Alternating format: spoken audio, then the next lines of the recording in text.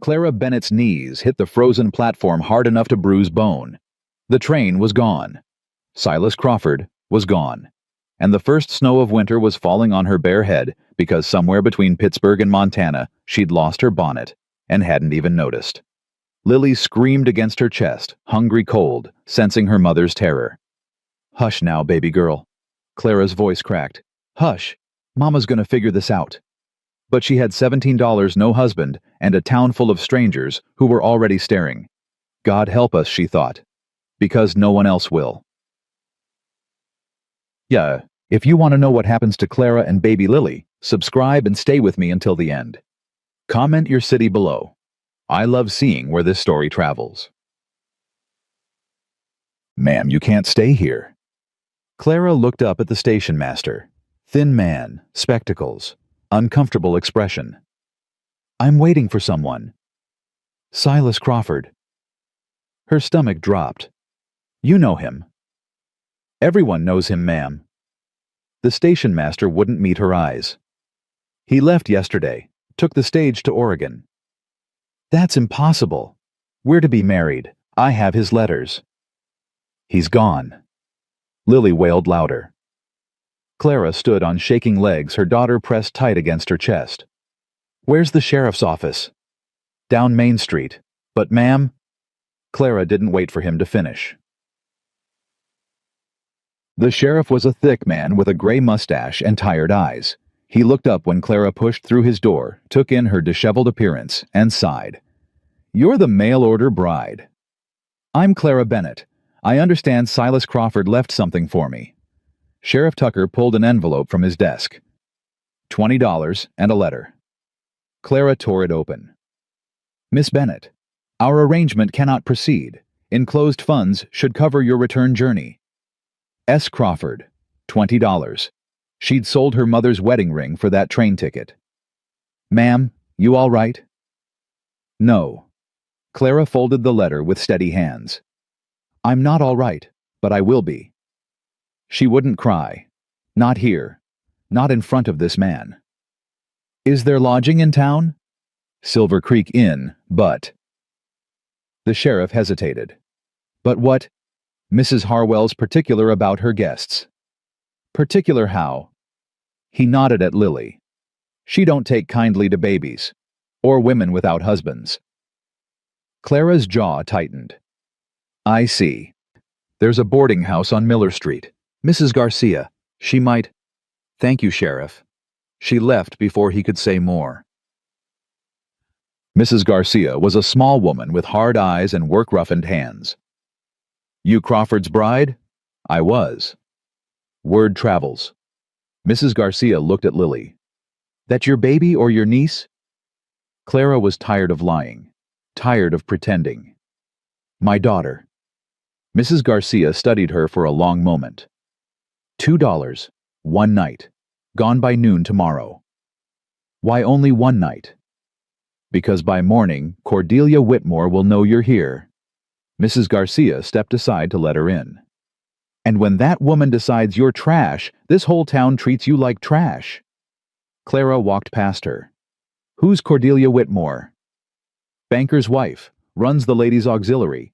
Thinks she runs everything else too." Mrs. Garcia shut the door. "Room's upstairs. Don't make noise." Clara fed. Lily changed her and sat on the narrow bed as darkness fell. $17. One night of shelter. A baby who needed milk and warmth and safety. What are my options? Go back to Pittsburgh. She couldn't afford the ticket. And even if she could, what waited for her there? The boarding house that had hidden her shame. The factory where Thomas Aldridge's family still wielded power numb. She couldn't go back. Stay here. In a town where women like her were trash. Find work somewhere else. With what money? With what references? Lily gurgled in her arms, reaching up to touch Clara's face. "I know, baby girl." Clara kissed her daughter's palm. "I know. Mama will figure something out." She always did. She had to. Morning brought a note under her door. "Cannot extend room.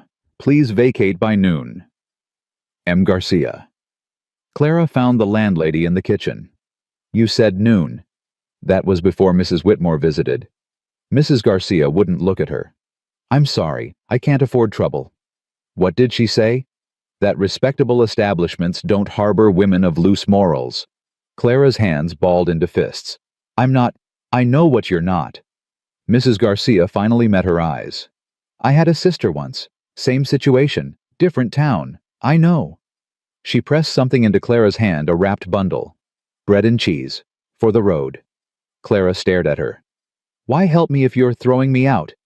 Because I'm a coward. Mrs. Garcia's voice was bitter. Because I have a business to protect. Because this world punishes women for surviving and rewards men for running away. She opened the back door. Go. Before someone sees. The cold hit Clara like a fist. She walked down Main Street with Lily bundled against her chest looking for work. Any work. The general store, not hiring. The restaurant, no positions available. The dress shop, try elsewhere. Each rejection was polite. Each one came with the same sliding glance at Lily, at Clara's bare ring finger, at the absence of a man beside her. By noon she had tried every business on Main Street. By noon she understood. This town had already decided what she was. Clara sat on a bench outside the church and watched the snow fall. Lily had finally stopped crying, exhausted into silence. Clara's arms ached from carrying her. Her feet were numb. Her stomach was hollow. Just a little longer, baby, she whispered. Mama just needs to think. But her mind was blank, empty as her pockets, cold as the wind cutting through her thin coat. This is how it ends, she thought. Frozen on a bench because a man I never met decided I wasn't worth the trouble. You planning to sit there till you freeze? Clara looked up. A man stood over her, tall, broad shoulders, dark hair under a battered Stetson, a few days of beard on a hard jaw, eyes gray as the winter sky, and just as cold. I'm fine. No, you ain't. He didn't crouch down to her level, didn't soften his voice. You're the woman Crawford left at the station. Does everyone in this town know my business? Pretty much. He crossed his arms. You got somewhere to go. That's none of your concern. It is if you freeze to death on church property. His voice was flat, impatient. I don't need a corpse complicating my Sunday mornings. Clara stared at him. Are you always this charming? Are you always this stubborn? Yes. Then we understand each other. He held out a hand. Elijah McAllister. I own a ranch outside town. Clara didn't take his hand. Good for you. His jaw tightened. Look, I ain't asking for your life story. I'm asking if you've got somewhere to sleep tonight. Why do you care? I don't. He dropped his hand. But my mother raised me not to leave women and babies to freeze. You want help or not? Lily chose that moment to cry a thin, hungry wail that cut through Clara's pride like a knife. She looked at her daughter, looked at this hard-faced stranger, looked at the empty street where no one else had stopped. What kind of help? I've got an empty cabin on my property. You can stay tonight. Figure out your next move tomorrow. And what do you want in return? His eyes narrowed. What do you think I want? I think every man who offers help wants something. For a long moment he said nothing. Then, you're right, they do. He pulled off his gloves and handed them to her. But I ain't every man. Put those on before your fingers fall off. Clara looked at the gloves, worn leather, still warm from his hands. Why are you doing this? Because my mother would haunt me if I didn't. He turned toward a wagon at the edge of the street. You coming or not? Clara stood, her legs nearly buckled. Fine, but I'm not grateful. Didn't ask you to be. The wagon ride was silent. Eli, she refused to call him Mr. McAllister. It gave him too much power, kept his eyes on the road. Didn't make small talk, didn't ask questions, didn't offer comfort. Clara found it oddly refreshing. How far is your ranch? 5 miles. That's a long way from town. That's the point. Lily fussed in her arms. Clara bounced her gently humming under her breath. She hungry? Eli asked without looking over. Probably. There's food at the ranch. More silence. The horse's hooves crunched through the snow. You don't talk much, Clara said finally. Nope. Any particular reason? Don't have much to say. Or you're just bad at conversation. He glanced at her the first time he'd looked directly at her since the bench. You always this prickly. You always this rude. Yes. Despite everything, Clara almost smiled. Then we understand each other. Something flickered in his gray eyes. Not warmth exactly, but not hostility either. Cabin's got a stove, he said, turning back to the road. Wood stacked outside. Should be provisions in the kitchen. And tomorrow you decide what you want to do. What if I want to stay? He was quiet for a moment. Then we'll talk about that tomorrow. The cabin was small, but solid. Eli carried her carpet bag inside, lit a fire in the stove, and stood awkwardly by the door. Main house is up the hill. Mrs. Santos lives there. She cooks for the hands. If you need something tonight, she can help. I won't need anything. Suit yourself. He put his hat back on. I'll check on you in the morning. You don't have to. I know. He opened the door. Do it anyway. He was gone before Clara could respond. She explored the cabin with Lily in her arms. One room with a table and 2 chairs. A small kitchen with a cast-iron stove. A bedroom with a narrow bed, and Clara's throat tightened a wooden crib in the corner. Why would a bachelor rancher have a baby's crib? None of your business, she told herself. You're here for one night. Don't get curious. But she was curious. She was always curious. It had gotten her into trouble before. Clara fed Lily from the provisions Eli had mentioned. Tinned milk bread, a jar of applesauce that looked homemade. She ate standing up, too tired to sit watching the fire throw shadows on the walls. Who is Elijah McAllister? A rancher who rescues stranded women. A lonely man looking for company. A predator with a gentle approach. She'd known men like the last kind. Smooth words and patient hands waiting for the right moment to strike. But Eli wasn't smooth. He was rough as sandpaper, rude, impatient, and he'd given her his gloves. Clara looked at them now, sitting on the table where she'd dropped them. Worn leather, practical, the kind of gloves a man earned, not bought. Stop it, she told herself. One act of kindness doesn't make him safe. Nothing made anyone safe. Morning came gray and cold. Clara woke to the sound of chopping wood outside. She rose, splashed water on her face, and peered through the frost-covered window. Eli was splitting logs behind the cabin, his breath fogging in the air. He worked with efficient, brutal strokes, no wasted movement, no pause for rest. He'd been at it a while, judging by the pile. Clara pulled on her dress, checked that Lily was still sleeping, and stepped outside. You didn't have to do that. Eli didn't look up. Stove eats wood fast. You'd have run out by noon. I could have chopped my own. In that dress. He finally glanced at her. You'd freeze before you finished. Clara crossed her arms. I've done harder work than chopping wood. I don't doubt it. He buried the axe in the stump and straightened. You eat? Not yet. There's coffee in the main house. Breakfast, too. I'm not hungry. You're lying. He pulled on his coat. Come on. Mrs. Santos makes good biscuits. I don't. You've got a baby to feed. His voice cut through her protest. That means you need to eat. Stop being stubborn and come get breakfast. Clara wanted to argue. Wanted to assert her independence, prove she didn't need his charity. But Lily would wake soon hungry and demanding. And Clara couldn't remember the last time she'd had a real meal. Fine. Good. He started walking. Try to keep up. The main house was warm and smelled like bacon. Mrs. Santos was a round woman with silver-streaked hair and shrewd dark eyes. She looked Clara up and down, then nodded once. Sit. Eat. Clara sat. A plate appeared in front of her: eggs, bacon biscuits, gravy. More food than she'd seen in weeks. Thank you. Don't thank me yet. Mrs. Santos poured coffee. You might be gone by noon. Clara's hand froze over her fork. What? Eli doesn't keep people around. Mrs. Santos sat across from her. Hasn't since Maggie died?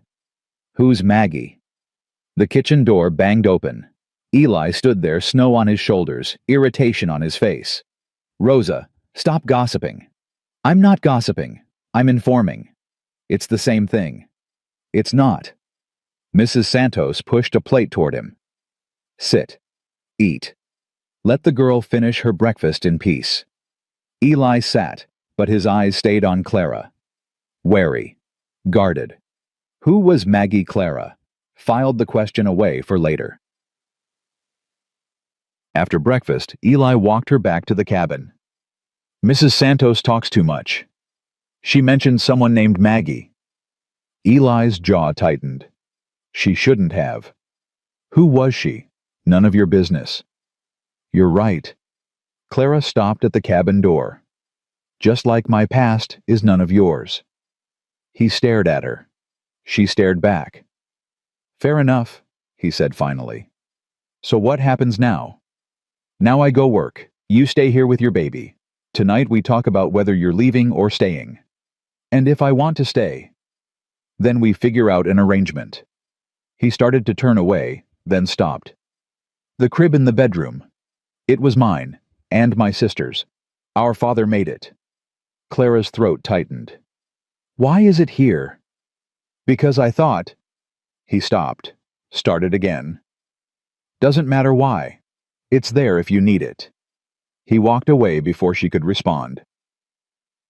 Clara spent the day exploring the ranch. Not far, she kept the cabin in sight. Lily bundled warm in her arms, but enough to understand what kind of operation Eli ran. Cattle in the distance, a solid barn, a bunkhouse where she could hear men laughing. Everything well-maintained, practical, no nonsense, like its owner. You must be the new arrival. Clara turned.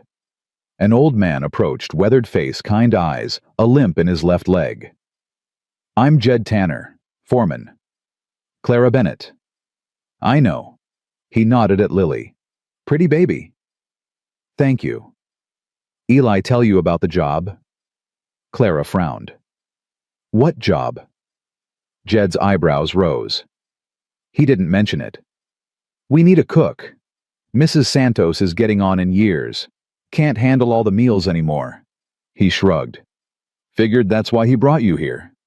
He brought me here because I was freezing on a bench. That too, probably. Jed studied her. You can cook? Yes. Then seems like a good fit to me. He tipped his hat. Think about it, Miss Bennett. Ain't many options for women in your situation. This one's better than most. He walked away, leaving Clara with more questions than answers. That evening, Eli knocked on the cabin door. Come in. He entered hat in hand, looking uncomfortable. Jed said he talked to you. He mentioned a job. I was going to bring it up tonight. Eli sat in one of the chairs, his long legs stretched toward the fire. Didn't want you to think I had expectations. What kind of expectations? The kind you accused me of yesterday. Clara sat across from him, Lily sleeping in her arms. You're offering me a job. Room board, fair wage. You cook for the hands, help Mrs. Santos with the house. He met her eyes. Nothing more. Why? Why what? Why help me? You don't know me. You don't owe me anything. Eli was quiet for a long moment. The fire crackled. Wind rattled the windows. My mother took in a woman once, he said finally. Young girl, pregnant, no husband. Town wanted to run her out. His voice was flat, careful. Ma said a person's worth isn't measured by their worst mistake. She gave that girl a home, helped her get back on her feet. What happened to her? She left eventually, started over somewhere else, wrote my mother letters for years after. He looked at Clara. I was 8 years old, but I never forgot how my mother stood up to everyone who said she was wrong. Clara's chest ached. She sounds like a good woman. She was the best woman I ever knew. A pause. Until I met another one who reminded me of her. Clara didn't ask who. She wasn't sure she wanted to know. "I'll take the job," she said instead. "But I have conditions." "Name them." "I work for my keep, no charity. Everything I receive I earn. Fair. Lily stays with me. If that's a problem, it's not. And if anyone suggests I'm here for improper reasons, I leave. Immediately. No arguments." Eli nodded slowly. "Anything else?" Clara hesitated. Then, "Tell me about Maggie." His face went blank. Closed off. "That's not part of the deal." "I'm not asking as part of the deal. I'm asking because I'm going to live here, work here, trust you with my daughter's safety." Clara leaned forward. "I need to know who you are, Eli McAllister. The real you. Not just the rancher who rescues stranded women." The silence stretched. Clara thought she'd pushed too far. Then Eli spoke. "Maggie Sullivan, rancher's daughter from the next county. We were engaged 3 years ago." His voice was rough. "She died 2 weeks before the wedding. Diphtheria. I'm sorry." "Don't be. You didn't know her." He stood abruptly. "I'll have Mrs. Santos prepare a room in the main house. You can move in tomorrow." Eli. "Get some sleep, Clara. Tomorrow's going to be busy." He was out the door before she could say another word. Clara lay awake that night, Lily warm beside her, the fire dying to embers.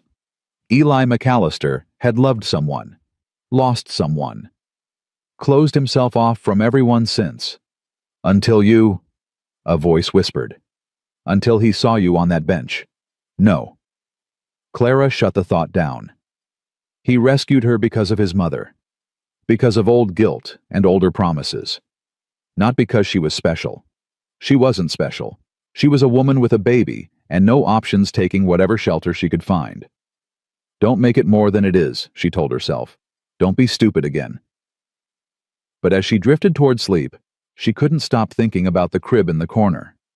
The one Eli's father had made. The one Eli had kept all these years. Who were you saving it for, she wondered. And why is it here in this cabin waiting for a baby you never expected to have? 1 week later, Clara had settled into life at Blackwater Ranch. She rose before dawn to start breakfast, fed the hands at 6, cleaned the kitchen, helped Mrs. Santos with laundry and mending, prepared dinner, fell into bed exhausted every night. It was hard work, harder than the factory in Pittsburgh, harder than the boarding house. But it was honest work, and for the first time in years, Clara felt useful. The hands warmed to her quickly, mostly because of her cooking. "Miss Clara, these biscuits could make a man weep," Tommy Brennan said one morning, his young face earnest. "Then stop talking and eat," she replied, hiding her smile. Jed was gruffer but no less appreciative. "Haven't eaten this good since my wife passed. You keep cooking like this, we might not let you leave." Only Eli remained distant. He came to meals, ate in silence, and left without comment. When their paths crossed during the day, he was polite but brief. No more evening conversations. No more questions about her past or his. Clara told herself it was better this way. She almost believed it. The trouble came on a supply run. Clara had been at Blackwater 2 weeks when Mrs. Santos declared they needed provisions from town. "You should go," the older woman said. "Let people see you. Show them you're not hiding." Clara wanted to refuse, but Mrs. Santos was right. If she was going to build a life here, she couldn't hide forever. 2. The general store was quiet when Clara entered Lily in her arms. She moved through the aisles, selecting flour sugar coffee. Normal things. Safe things. Well, well. Clara's shoulders tensed. She knew that voice. Cordelia Whitmore stood behind her, dressed in expensive black silk, her face arranged in false concern. "Mrs. Whitmore, I heard you'd found employment." The word dripped with implication. "At the McAllister Ranch. How fortunate for you." "Yes, I'm their cook." "Is that what they're calling it now?" Clara's grip tightened on her basket. "I don't know what you mean." "Of course you don't, dear." Mrs. Whitmore stepped closer, lowering her voice. "But I know exactly what you are. A woman who couldn't keep her virtue, who got caught with a bastard child, who came west looking for some fool to support her. You don't know anything about me. I know enough. Mrs. Whitmore's smile was ice. I know your kind, and I know that Elijah McAllister is too decent a man to see through your act. My act. Playing the victim, the poor abandoned bride, the helpless mother. Mrs. Whitmore laughed softly. It's quite convincing, but I've seen women like you before. You attach yourselves to decent men, drain them dry, and move on to the next. Clara's voice shook with fury. You know nothing. I know that baby isn't any niece. Mrs. Whitmore's eyes were sharp triumphant. I know you've been lying since you arrived, and I know it's only a matter of time before Eli McAllister discovers exactly what kind of woman he's harboring. Is there a problem here? Both women turned. Eli stood in the doorway, his face unreadable, his eyes fixed on Mrs. Whitmore. Mr. McAllister. Cordelia's tone shifted to sugar. I was just welcoming your new cook to town. Didn't sound like a welcome. I'm sure you misheard. I don't mishear. Eli moved to Clara's side. And I don't appreciate people insulting my employees. Insulting you were simply leaving. Eli's voice hardened. Now. Mrs. Whitmore's face flushed with anger. You're making a mistake, Mr. McAllister. This woman is not what she seems. Neither are you, Mrs. Whitmore, but I don't go around announcing it in public. He took Clara's basket from her hands. We're done here. He guided Clara out of the store, his hand warm and steady on her back. They didn't speak until they reached the wagon. You didn't have to do that, Clara said. Yes, I did. She's going to make trouble for you now. She was always going to make trouble. Eli lifted her basket into the wagon. Cordelia Whitmore has been looking for reasons to hate me for years. This just gives her a new one. Why does she hate you? Because I won't sell her husband my land. Because I don't bow to her social games. Because... He stopped. Because what? Because I was engaged to her daughter's rival. And when Maggie died, Cordelia saw it as divine justice. His voice was bitter. She's a small, mean woman who wraps her cruelty in righteousness. Don't let her get to you. Clara stared at him. She said things about me. About Lily. I know. Things that might be true. Eli went still. What do you mean? Clara took a breath. She'd known this moment would come, had dreaded it. But after what he'd just done for her, she owed him the truth. Lily isn't my niece. Her voice was steady, even as her heart raced. She's my daughter.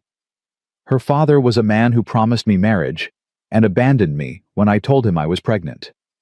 Eli's expression didn't change. I lied to Silas Crawford, told him Lily was my orphaned niece. I hoped he wouldn't care once he met us. Clara laughed bitterly. I was wrong. Why are you telling me this? Because you deserve the truth. Because Mrs. Whitmore is going to spread this all over town. Because... Clara's voice cracked. Because if you want me to leave, I'd rather know now than later. Eli was silent for a long moment. Then he held out his hand to help her onto the wagon. Get in. Eli. I said get in. Clara took his hand, climbed up, sat rigid beside him as he took the reins. They drove in silence for a mile, 2 miles, 3. Finally, Eli spoke. My mother's father was a drunk who beat his wife. My father fought for a cause that lost. I've got more skeletons than a graveyard. He glanced at her. You think I'm going to judge you for surviving the best way you knew how? Clara's throat closed. You're not angry. I'm angry that someone hurt you. I'm angry that you had to lie to survive. I'm angry that women like Cordelia Whitmore get to sit in judgment while men like Lily's father walk free. His hands tightened on the reins. But I'm not angry at you. I could never be angry at you. Tears spilled down Clara's cheeks before she could stop them. Thank you. Don't thank me. Eli looked straight ahead. Just cook dinner. The hands get cranky when they're hungry. Clara laughed through her tears. And for the first time since Pittsburgh, she let herself hope that maybe, just maybe, she had finally found somewhere to belong. They arrived back at the ranch as the sun was setting.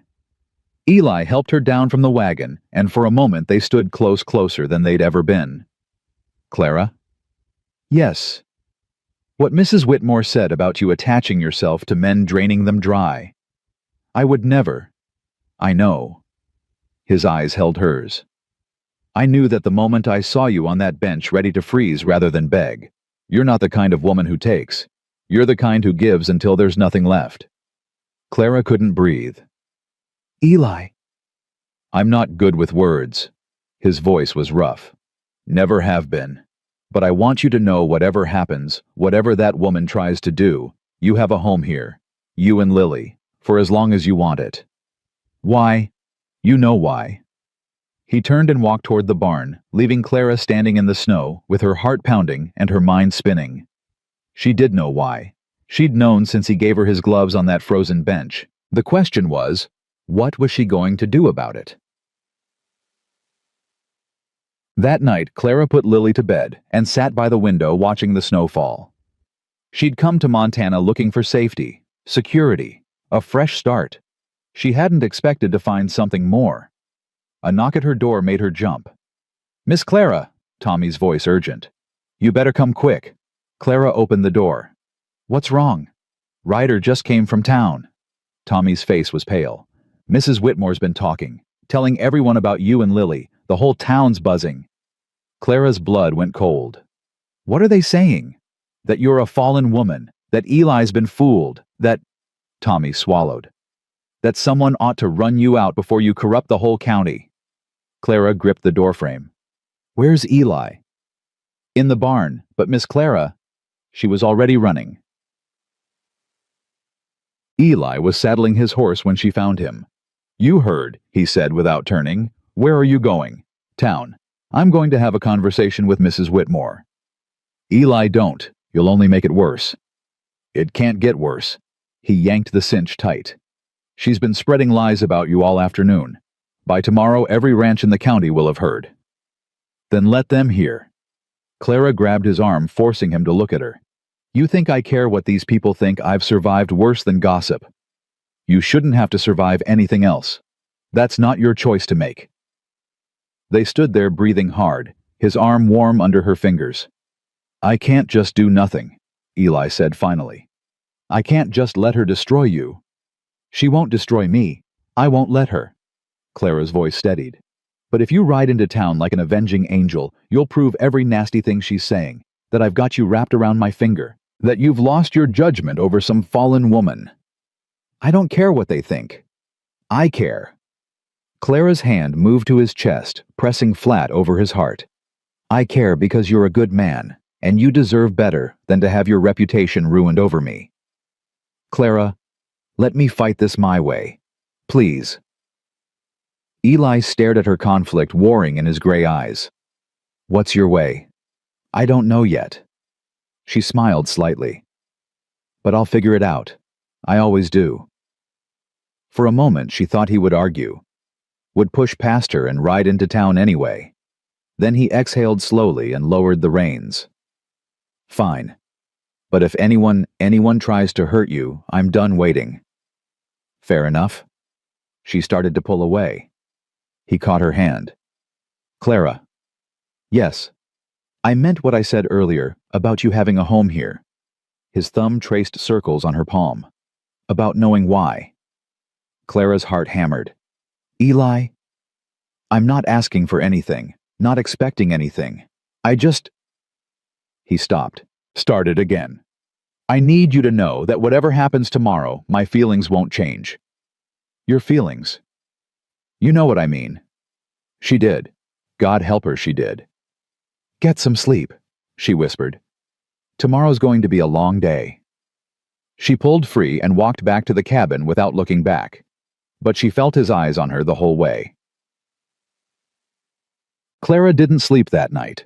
She sat by the window watching the snowfall, planning her next move. Cordelia Whitmore wanted a war. Fine. Clara had survived men who made promises they never intended to keep, survived a town that turned its back on her, survived 2,000 miles of fear and hope and heartbreak. She could survive one bitter woman with too much power and too little compassion. But as dawn broke gray and cold over Blackwater Ranch, Clara couldn't shake the feeling that something was coming. Something worse than gossip. Something that would change everything. She just didn't know what. Mrs. Santos found her in the kitchen at first light. "You look terrible." "Thank you. That's very kind." "I'm not kind. I'm honest." The older woman poured 2 cups of coffee and sat across from Clara. "Heard about the trouble in town?" "News travels fast." "It does when Cordelia Whitmore's involved." Mrs. Santos sipped her coffee. "That woman's got a tongue like a whip and a heart like a stone. She's been trying to destroy this family for years." "Why?" "Because she can't control them. Because Eli won't bow to her. Because—" Mrs. Santos hesitated. "Because what?" "Because her daughter wanted Eli. Still wants him if the rumors are true." Mrs. Santos met Clara's eyes. "Prudence Whitmore has been throwing herself at that man since Maggie died. He won't look twice at her." Clara's stomach tightened. "And now I'm here." "Now you're here. Looking like everything Cordelia hates, strong, independent, surviving without her approval." Mrs. Santos smiled grimly. "You're a threat, Clara, not because of what you've done, but because of what you represent." "What do I represent?" "That a woman can make it without men like Cordelia's husband, without society's blessing, without anyone's permission." Mrs. Santos reached across the table and gripped Clara's hand. "That terrifies her. And Cordelia Whitmore destroys things that terrify her." Clara stared at the older woman. "How do I fight that?" "You don't. Not directly." Mrs. Santos squeezed her hand. "You survive. You thrive. You show this whole county that their gossip can't break you." She stood. "Now make breakfast. The hands are hungry and nothing defeats hatred like a good biscuit." Despite everything, Clara laughed. The morning passed in a blur of cooking and cleaning. Clara kept busy refusing to think about what was being said in town, what Cordelia Whitmore might be planning. She was elbow deep in bread dough when the sound of horses made her look up. Through the kitchen window, she saw riders approaching. 3 of them, moving fast. Her hands stilled. "Mrs. Santos." The older woman came to stand beside her. "I see them." "Who are they?" Mrs. Santos's face was grim. "Trouble." The riders reached the main house just as Eli emerged from the barn. Clara wiped her hands and moved to the window watching. The lead rider dismounted. A woman. Tall, dark-haired, dressed in expensive riding clothes.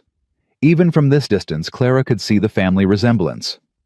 "Cordelia Whitmore," Mrs. Santos confirmed. "And her daughter Prudence. And—" She sucked in a breath. "That's Sheriff Tucker." Clara's blood turned to ice. "The sheriff. This isn't gossip anymore." Mrs. Santos gripped her arm. "Stay here. Don't come out until I tell you it's safe." "But—" "Stay. Here." Mrs. Santos hurried outside, leaving Clara alone in the kitchen, with a half-kneaded lump of dough and a heart full of dread. Through the window, she watched them argue. She couldn't hear the words. But she saw Eli's face go dark with fury. Saw Mrs. Whitmore gesture toward the house. Saw the sheriff shift uncomfortably, his hand resting on his gun. Then Eli looked directly at her window, and shook his head. "Stay inside," his expression said. "Don't come out." Clara gripped the counter, trembling. What was happening? The argument continued for several minutes. Finally, the sheriff mounted his horse and rode away. Mrs. Whitmore followed, but not before looking at the house with an expression of pure triumph.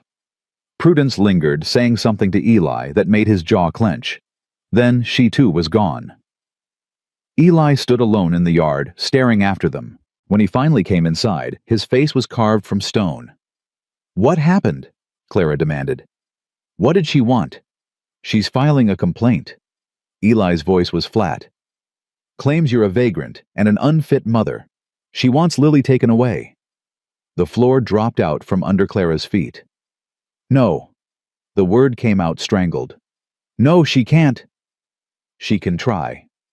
Eli caught her arms as she swayed. Clara, look at me. Look at me. She looked. His gray eyes were fierce, determined. I won't let her take Lily. Do you hear me? I won't let her take either of you. How can you stop her? She has money influence. And I have something better. His grip tightened. I have the truth, and I have you. Clara stared at him, tears streaming down her face. Why are you doing this? Why are you fighting for me? Because you're worth fighting for. His voice cracked. Because He stopped, swallowed hard. Because I'm not going to watch another good woman be destroyed while I stand by and do nothing. Another good woman. Maggie. He was fighting for Clara because he couldn't save Maggie. It should have hurt being a substitute. A second chance at redemption. Instead, it made Clara love him more. What do we do? She whispered. We fight. Eli released her arms but didn't step back. Together. Clara wiped her face with shaking hands. Together, she agreed. Outside, the wind picked up driving snow against the windows. A storm was coming, and Clara had no idea if they would survive it. The next 3 days were the longest of Clara's life. She went through the motions, cooking, cleaning, caring for Lily, while her mind spun with worst-case scenarios. Every time she heard hoofbeats, her heart stopped. Every knock at the door made her clutch Lily tighter. Eli barely left the ranch. He canceled a cattle drive, postponed meetings, invented reasons to stay close to the main house. Clara knew he was watching over her, protecting her, and she didn't know whether to feel grateful or guilty. You can't put your whole life on hold for me, she told him on the third morning. I'm not putting anything on hold. You canceled the drive to Bozeman. Weather's bad anyway. Eli. He looked up from his coffee, his gray eyes weary. What do you want me to say, Clara? That I should ride off and leave you here alone while Cordelia Whitmore plots to steal your daughter? I want you to stop pretending this is normal. It's not normal. He set down his cup. Nothing about this is normal. A woman He stopped, tried again. Someone under my protection is being threatened. I'm not going to apologize for taking that seriously. Clara wanted to ask what he'd been about to say. A woman yet what care about need love. But Mrs. Santos chose that moment to bustle in with news from town. Whitmore's been busy, the older woman announced, dropping into a chair. She's got half the ladies' auxiliary convinced you're a danger to public morality. The other half are afraid to speak up. What about the men? Eli asked. Most don't care one way or another. They've got cattle to tend and winter to survive. But the ones who do care, the church elders, the town council, they're listening to her. Clara's stomach churned. What does that mean? It means there's going to be a hearing. Mrs. Santos's face was grim. Next week, the county judge is coming through on his circuit. Cordelia's petitioned him to rule on your fitness as a mother. The room tilted. Clara gripped the edge of the table. She can't do that, she whispered. She doesn't have the authority. She's got money and connections. Out here, that's better than authority. Mrs. Santos reached across and squeezed her hand. But it's not over yet. You've got friends, too. Who? Doc Crane, for one. He delivered half the babies in this county, including Prudence Whitmore. He's not pleased about this nonsense. That's one man against a whole town. One man with a good reputation is worth 10 with money. Mrs. Santos looked at Eli. And you've got something else Cordelia doesn't have. What's that? The truth. Eli nodded slowly. Rosa's right. Cordelia's case is built on gossip and assumption. She doesn't have any real evidence that you're unfit. She knows about Lily's father, Clara said. She knows I lied about Lily being my niece. So you made a mistake. You were desperate. Any judge worth his salt will understand that. And if he doesn't, Eli's jaw tightened, then we appeal. We fight. We do whatever it takes. Clara looked at him. This man who had pulled her from the cold, given her a home, stood beside her when everyone else turned away. Why? She asked softly. Why are you doing all this? You know why. Say it. The words hung between them, heavy with meaning. Eli opened his mouth to answer, and the front door crashed open. Tommy Brennan stumbled in, snow-covered and breathless. "Boss, you need to come quick. There's trouble at the south pasture. Fence is down and cattle are scattering." Eli was on his feet instantly. "How bad?" "Bad. Storm brought down a whole section. We're losing head by the minute." Eli grabbed his coat, then hesitated, looking back at Clara. "Go," she said. "I'll be fine." "I don't want to leave you. Your ranch needs you. Go." He held her gaze for a long moment. Then he nodded once and was gone. Clara sat alone in the kitchen listening to the wind howl and wondered if she'd ever get to hear him say the words she needed to hear. The storm lasted 2 days. Clara spent them helping Mrs. Santos with household tasks, caring for Lily, and trying not to worry about Eli and the hands out in the brutal cold. When they finally straggled back, exhausted, frostbitten but alive, she had hot food and warm blankets waiting. "You're an angel," Tommy said through chattering teeth. "She's practical," Jed corrected. "Which is better?" Eli said nothing, but the look he gave her as she pressed a cup of coffee into his frozen hands spoke volumes. "How bad was it?" she asked quietly. "Lost 12 head. Could have been worse." He wrapped both hands around the cup. Would have been worse if Tommy hadn't spotted the break when he did. "You look terrible. Feel worse." But he almost smiled. "Missed your cooking. I saved you some stew." "Clara." He caught her wrist as she turned toward the stove. "I'm sorry I had to leave." "You had a ranch to save." "I had—" He stopped, glancing around at the hands gathered in the kitchen. "We should talk, later, when things settle." "Later?" she agreed, though her heart was racing. Later came sooner than expected.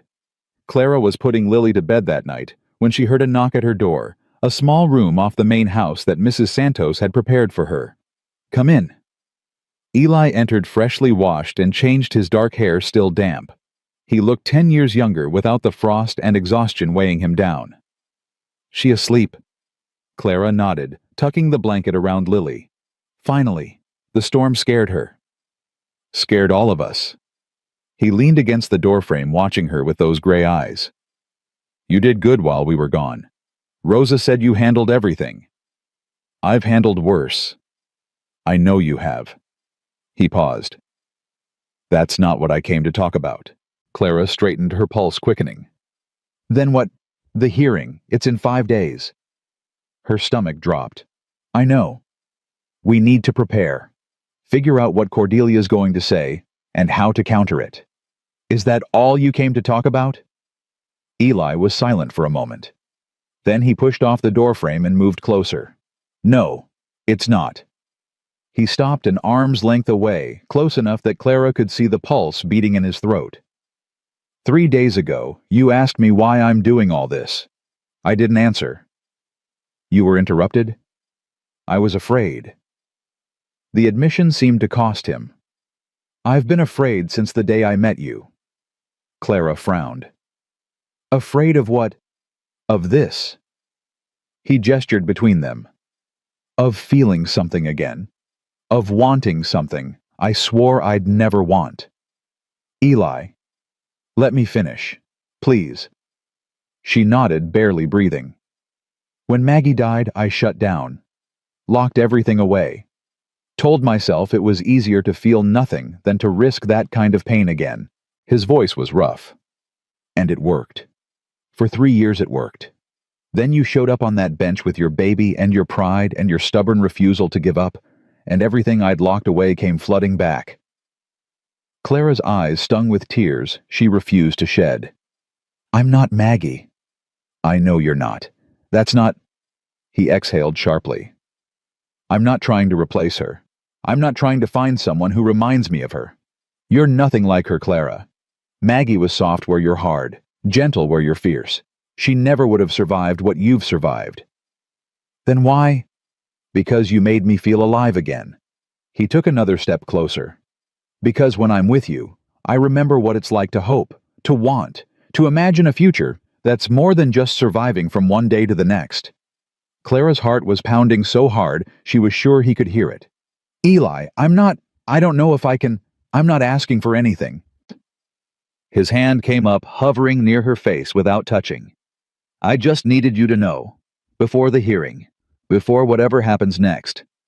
I needed you to know that you're not just someone I'm protecting out of duty or obligation. What am I then? You're the woman I love. The words fell between them like stones into still water, sending ripples through everything Clara thought she knew. You can't, she whispered. You don't know me. Not really. Not all of it. Then tell me. Whatever it is, tell me. Clara turned away, wrapping her arms around herself. Lily's father, Thomas Aldridge. He was the son of my mother's employer. He courted me for months after my mother died, told me he loved me, told me we'd be married as soon as he convinced his parents. And you believed him. I was 18 and alone and desperate for someone to care about me. Her voice cracked. So yes, I believed him. I let him, I gave him. She couldn't finish. He used you, Eli said flatly. He took what he wanted and threw me away. Clara faced him, tears streaming down her face now. When I told him about the baby, he called me a whore, said I must have been with other men, said his family would destroy me if I tried to claim he was the father. Son of a bitch. His mother had me dismissed without a reference. I couldn't find work anywhere in the city. The only place that would take me was a boarding house for fallen women, and even they made me work in the kitchen where no one could see my shame. Clara. I'm not finished. She wiped her face with shaking hands. I answered Silas Crawford's advertisement because I was desperate. Because I thought any man who wanted a wife badly enough to order one from a catalog wouldn't ask too many questions. I lied about Lily being my niece because I knew no decent man would marry a woman with a bastard child. She laughed bitterly. Turns out, even an indecent man wouldn't marry me. Silas Crawford was a fool and a coward. Maybe, or maybe he was the only honest one. He saw what I really was and ran. Eli crossed the distance between them in 2 strides. His hands cupped her face thumbs, wiping away her tears. What you really are, he said, is the strongest woman I've ever met. What you really are is a mother who did whatever she had to do to protect her child. What you really are is someone who deserves love and happiness, and a home, not judgment from small-minded people who've never faced half of what you've faced. You don't? I do. His forehead touched hers. I do know you, Clara. I've seen you work until your hands crack. I've seen you comfort your daughter in the middle of the night. I've seen you stand up to Cordelia Whitmore without flinching. I've seen you laugh and cry and fight and hope. That's not... Let me finish. His voice gentled. I've seen you look at me like you're afraid to believe anything good can last, and I understand why, and God knows I understand, but I'm asking you to try. I'm asking you to let me prove that not every man is like Thomas Aldridge or Silas Crawford. Clara was trembling. What if I can't? What if I'm too broken to love anyone? You're not broken. He pulled back just enough to look into her eyes. You're scarred. There's a difference. Scars mean you survived. She stared at him, this rough, quiet man who had given her shelter and safety and something she hadn't dared name until this moment. I'm scared, she admitted. So am I. What if Cordelia wins? What if they take Lily? They won't. But what if they do? Then I'll fight for you. I'll sell this ranch if I have to. I'll hire every lawyer in the territory. Clara kissed him. It wasn't planned, wasn't calculated. One moment she was listening to him promise impossible things, and the next her mouth was on his, and nothing else mattered.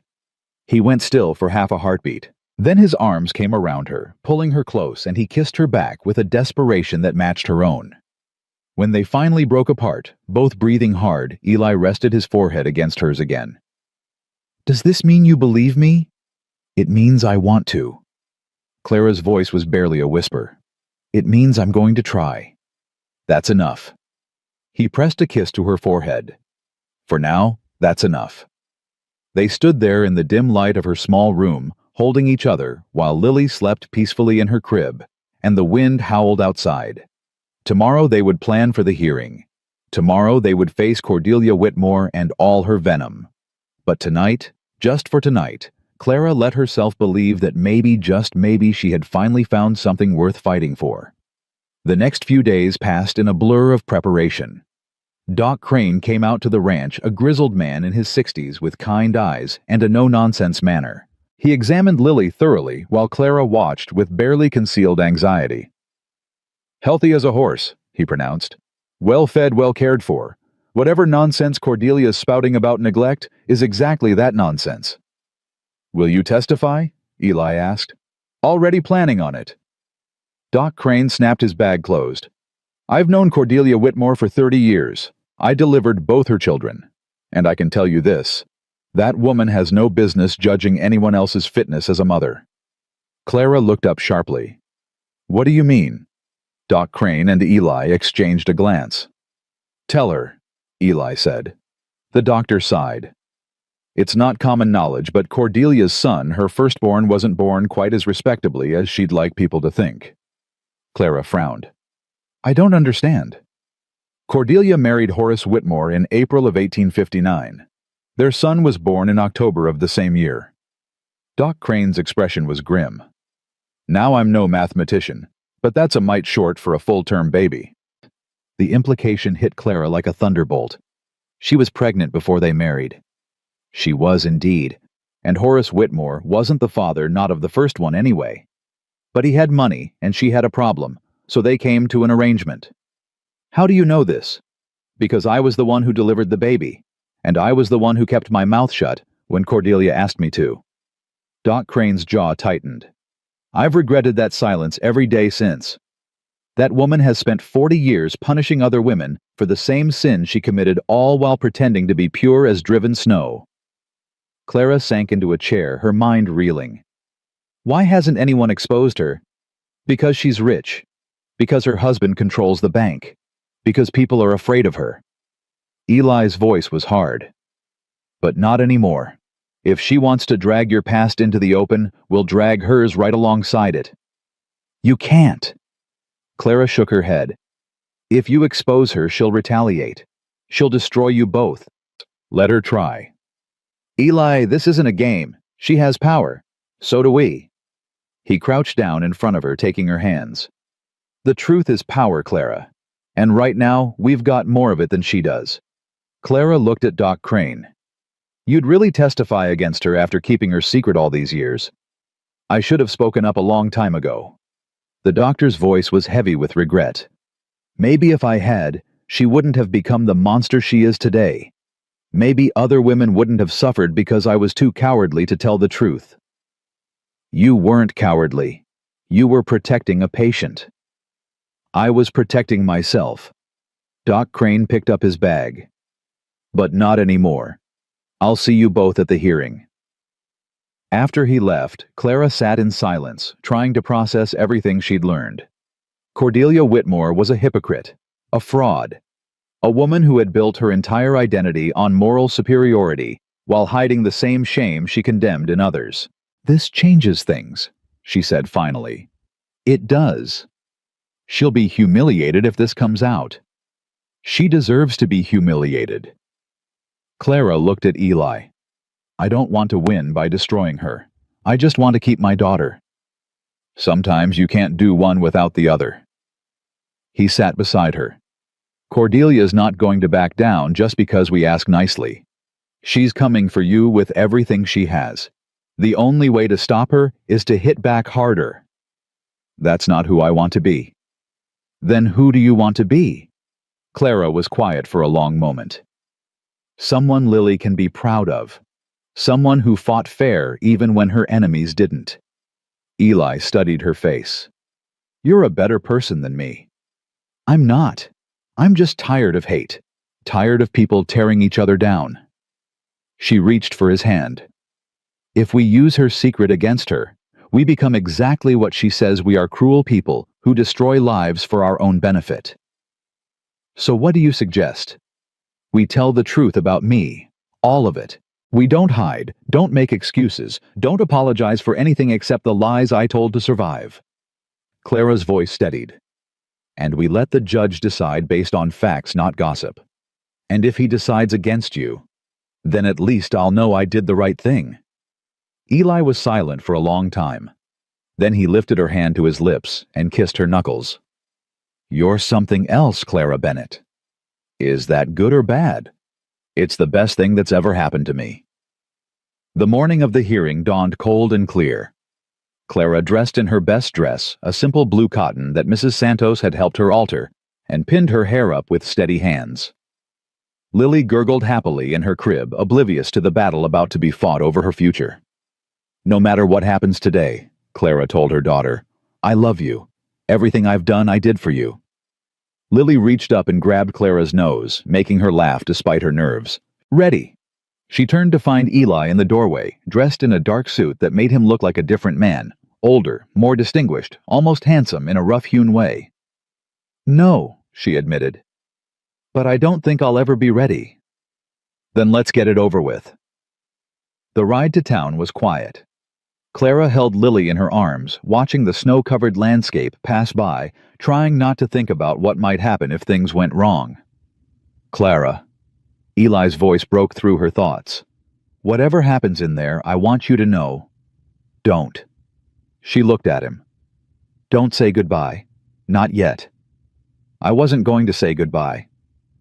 He reached over and took her hand. I was going to say I'm proud of you. No matter what that judge decides, nothing changes how I feel.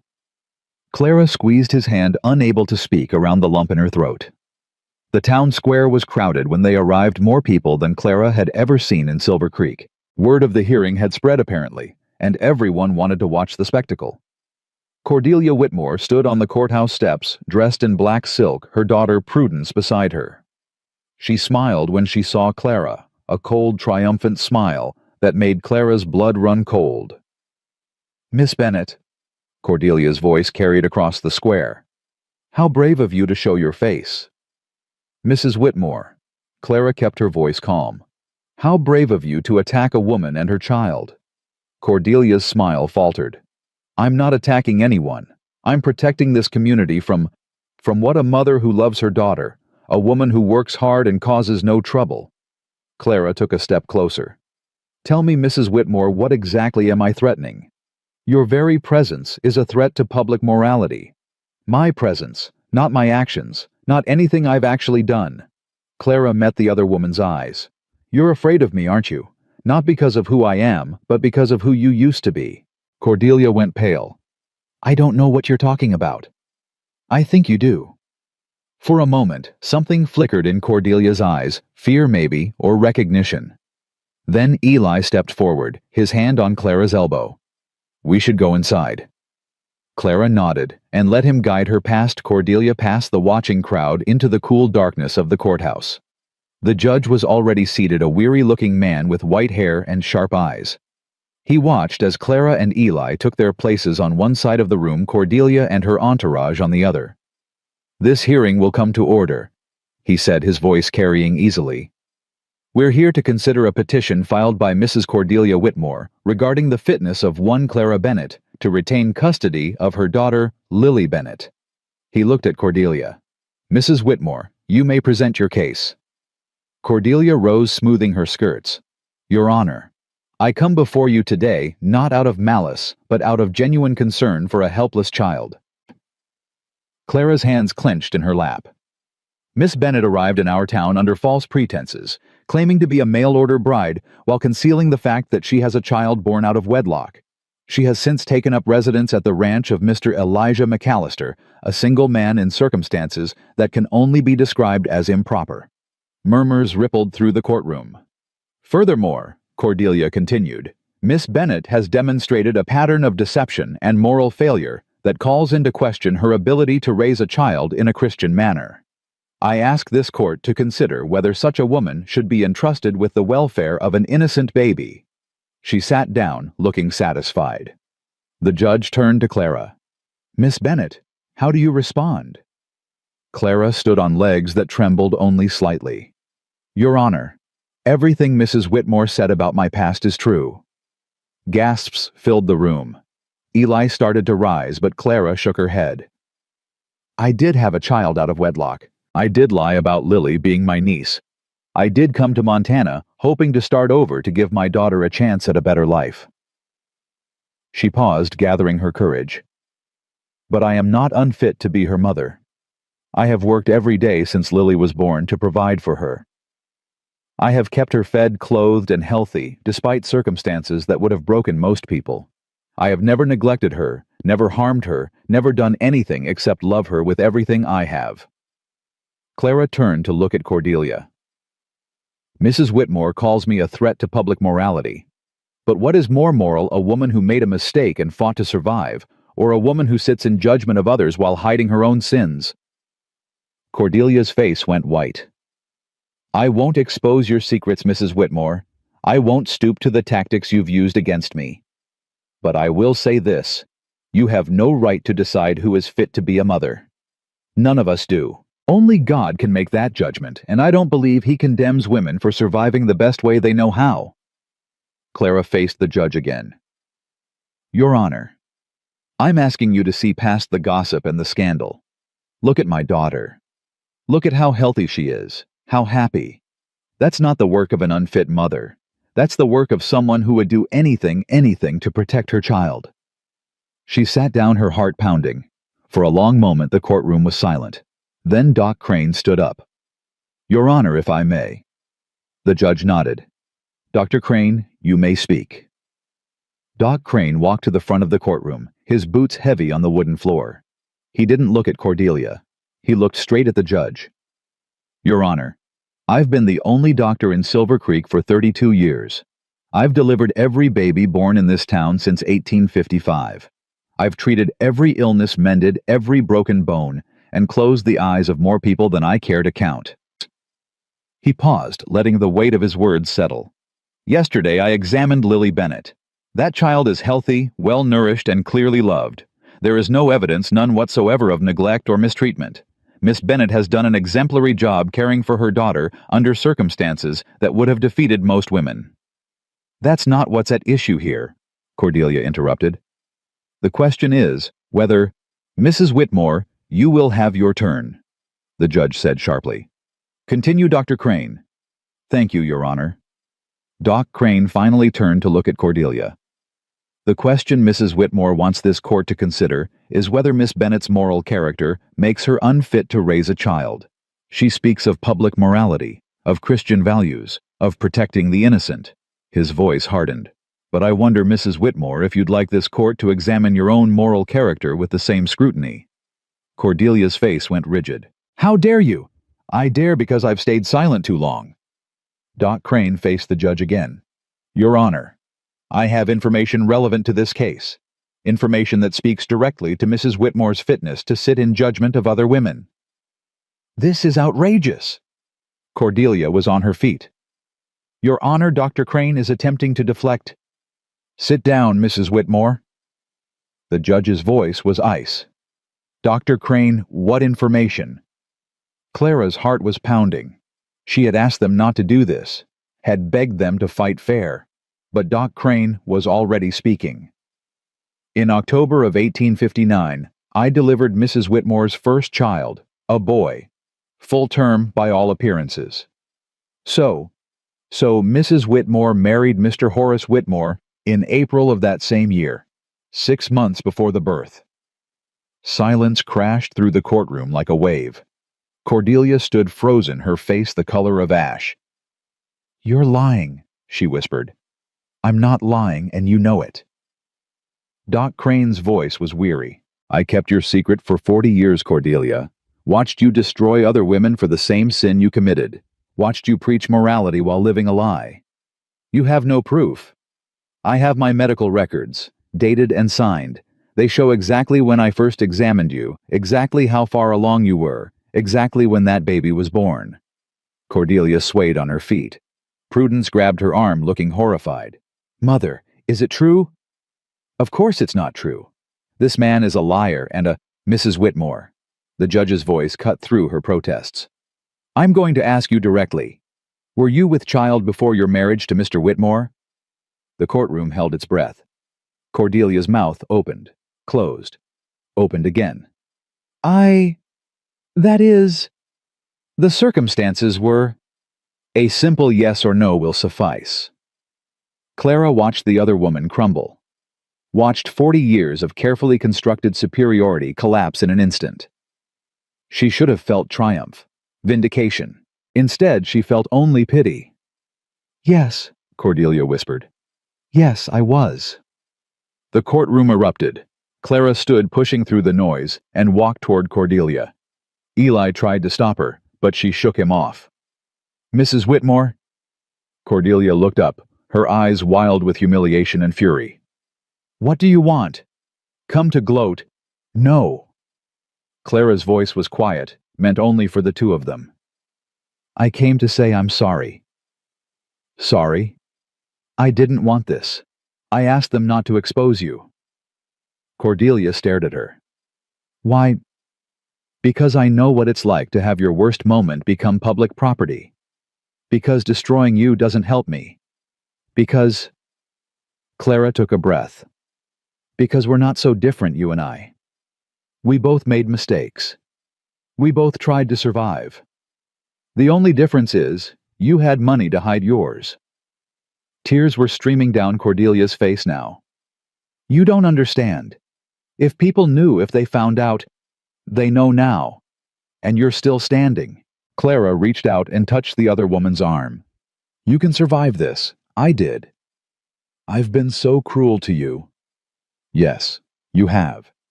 Why are you being kind? Clara thought about it. About all the hatred she could have felt, all the revenge she could have wanted.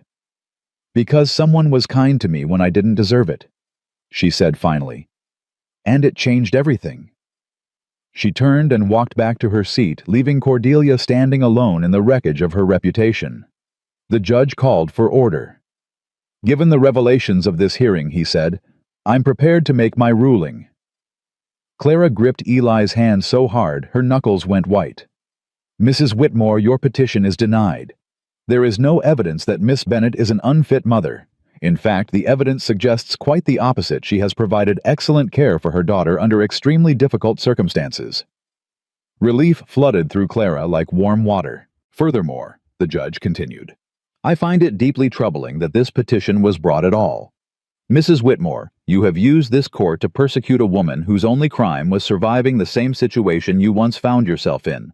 That is not justice. That is hypocrisy. Cordelia flinched as if struck. Miss Bennet, you are free to go. Your daughter remains in your custody, and I will note for the record that any future attempts to question your fitness as a mother should be dismissed out of hand. Thank you, Your Honor. Clara stood on shaking legs. Eli's arm came around her, steadying her. It's over, he murmured. It's over. But as they turned to leave, Cordelia's voice stopped them. Miss Bennet. Clara looked back. Cordelia stood alone now. Prudence had fled. The crowd had pulled away from her like she was contagious. I owe you an apology. You don't owe me anything. I do. Cordelia's voice cracked. I spent 40 years punishing other women because I hated myself. I thought if I could prove I was better than them, it would erase what I'd done. It doesn't work that way. I know that now. Cordelia wiped her face with a trembling hand. I don't expect you to forgive me. I don't deserve forgiveness. But I wanted you to know I'm going to withdraw from the Ladies' Auxiliary, from all of it. I'm going to stop. Clara studied her for a long moment. That's a start. It's all I have. Then make it count. Clara turned and walked out of the courthouse, Eli beside her. Lily sleeping peacefully in her arms. The crowd parted to let them through. Some people nodded respectfully. Others looked away, ashamed of how they'd treated her. Clara didn't care about any of them. She was free. The ride back to the ranch was quiet, but it was a different kind of quiet than before. Lighter, easier. You did something remarkable in there, Eli said finally. I didn't do anything. Doc Crane. Not that. After. He looked at her. You showed her mercy, after everything she did to you. Clara stared down at Lily at her daughter's peaceful face. What would it have accomplished to be cruel? She's already lost everything. Her reputation, her power, her daughter's respect. Adding my hatred to that wouldn't have helped anyone. Most people wouldn't see it that way. I'm not most people. Eli smiled a real smile, the first she'd seen from him all day. No, you're not. They reached the ranch as the sun was setting, painting the sky in shades of orange and pink. Mrs. Santos rushed out to meet them, her face anxious. Well, what happened? We won, Eli said simply. Mrs. Santos burst into tears and pulled Clara into a fierce hug. I knew it. I knew that witch wouldn't win. God is good. God had help from Doc Crane, Clara said, laughing despite herself. Same thing. Mrs. Santos released her and reached for Lily. Let me take this little one. You two need to talk. Before Clara could protest, Mrs. Santos had whisked Lily away toward the house, leaving Clara alone with Eli in the fading light. She's not subtle, Clara observed. Never has been. Eli took her hand. Walk with me. They walked in silence for a while, past the barn, past the bunkhouse, up a small hill that overlooked the valley. The ranch spread out below them, peaceful and prosperous. I've been thinking, Eli said. About what? About what happens now. Clara's heart stuttered. What do you mean? The hearing's over. Cordelia's defeated. You're free to do whatever you want. He turned to face her. The question is, what do you want? Clara looked at him. This man who had saved her, protected her, loved her without asking for anything in return. I want to stay, she said. Here, with you. As what? What do you mean? I mean, he took a breath. I mean, I don't want you to stay as my cook. I don't want you to stay as my employee. I want... What do you want, Eli? I want you to stay as my wife. The words hung in the air between them, glowing like embers. You're asking me to marry you. I'm asking you to spend your life with me, to build something together, to raise Lily as our daughter legally properly with my name and my protection. Clara's eyes filled with tears. Eli. I know it's soon. I know we've only known each other a few weeks, but I've spent the last 3 years feeling nothing, wanting nothing, and then you came along and... His voice broke. And I don't want to waste any more time. Life's too short, too uncertain. You really want this? A wife with a scandalous past? A daughter who isn't yours by blood? I want you, both of you. That's all that matters. Clara reached up and touched his face. His jaw was rough with stubble, his skin warm despite the cold. I don't have anything to give you, she whispered. No dowry, no family, no connections. You have yourself. That's more than enough. I'm difficult, stubborn. I argue about everything. I know. I like it. I'm scared, Eli. Scared of trusting again. Scared of being hurt. So am I. He covered her hand with his. But I'm more scared of letting you go. Clara laughed through her tears. That might be the most romantic thing anyone's ever said to me. Is that a yes? She looked at him, really looked at him. At the hope in his gray eyes. At the love he didn't try to hide. At the future he was offering her wide open and full of possibility. Yes, she said. Yes, Eli McAllister, I will marry you. He kissed her, then pulling her close. His arms wrapping around her like he would never let go. Clara melted into him, tasting tears and joy and the promise of something she'd never dared to hope for. When they finally broke apart, both breathing hard, Eli rested his forehead against hers. We should tell Mrs. Santos. She probably already knows. She probably planned this. Clara laughed. She definitely planned this. They walked back to the house, hand in hand, and Clara felt lighter than she had in years. The weight she'd been carrying since Pittsburgh, the shame, the fear, the constant vigilance was finally lifting. She wasn't naive enough to think all her problems were solved. There would still be whispers in town. Still people who judged her. Still challenges she couldn't foresee. But she wouldn't face them alone. And that made all the difference. Mrs. Santos cried when they told her. Then she cried again. Then she started planning the wedding. Spring, she declared. After the thaw. We'll have it in the meadow behind the house. I'll make my mother's tamales. We'll invite the whole county. The whole county hates me, Clara pointed out. The whole county will learn to love you. And if they don't, they won't eat. Clara couldn't argue with that logic. The weeks that followed were the happiest of Clara's life. She fell into a rhythm at the ranch, cooking, cleaning, caring for Lily, spending evenings with Eli by the fire. The hands treated her with warmth and respect, and even the townspeople who had shunned her began to thaw.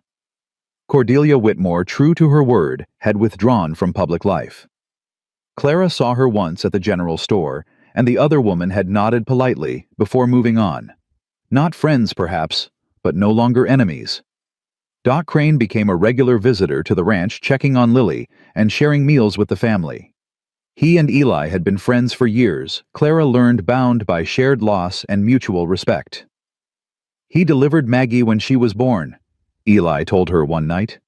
Treated her through her final illness, held my hand at her funeral. He's a good man. The best I know. Eli paused. Except maybe one other. Who? Jed. He's been with me since the beginning, since before my father died. He's more family than employee. Clara thought about the gruff foreman who said little but saw everything. He approved of me, didn't he? From the start. He did. Said you had steel in your spine. Eli smiled. He was right. As winter deepened, so did Clara's love for her new life. She learned the rhythms of the ranch, the early mornings, the hard work, the quiet satisfaction of building something that would last. She learned Eli, too. His silences and his smiles, his fierce protectiveness and his gentle humor. The way he held Lily like she was made of glass, the way he looked at Clara like she was the answer to a prayer he'd forgotten he'd made.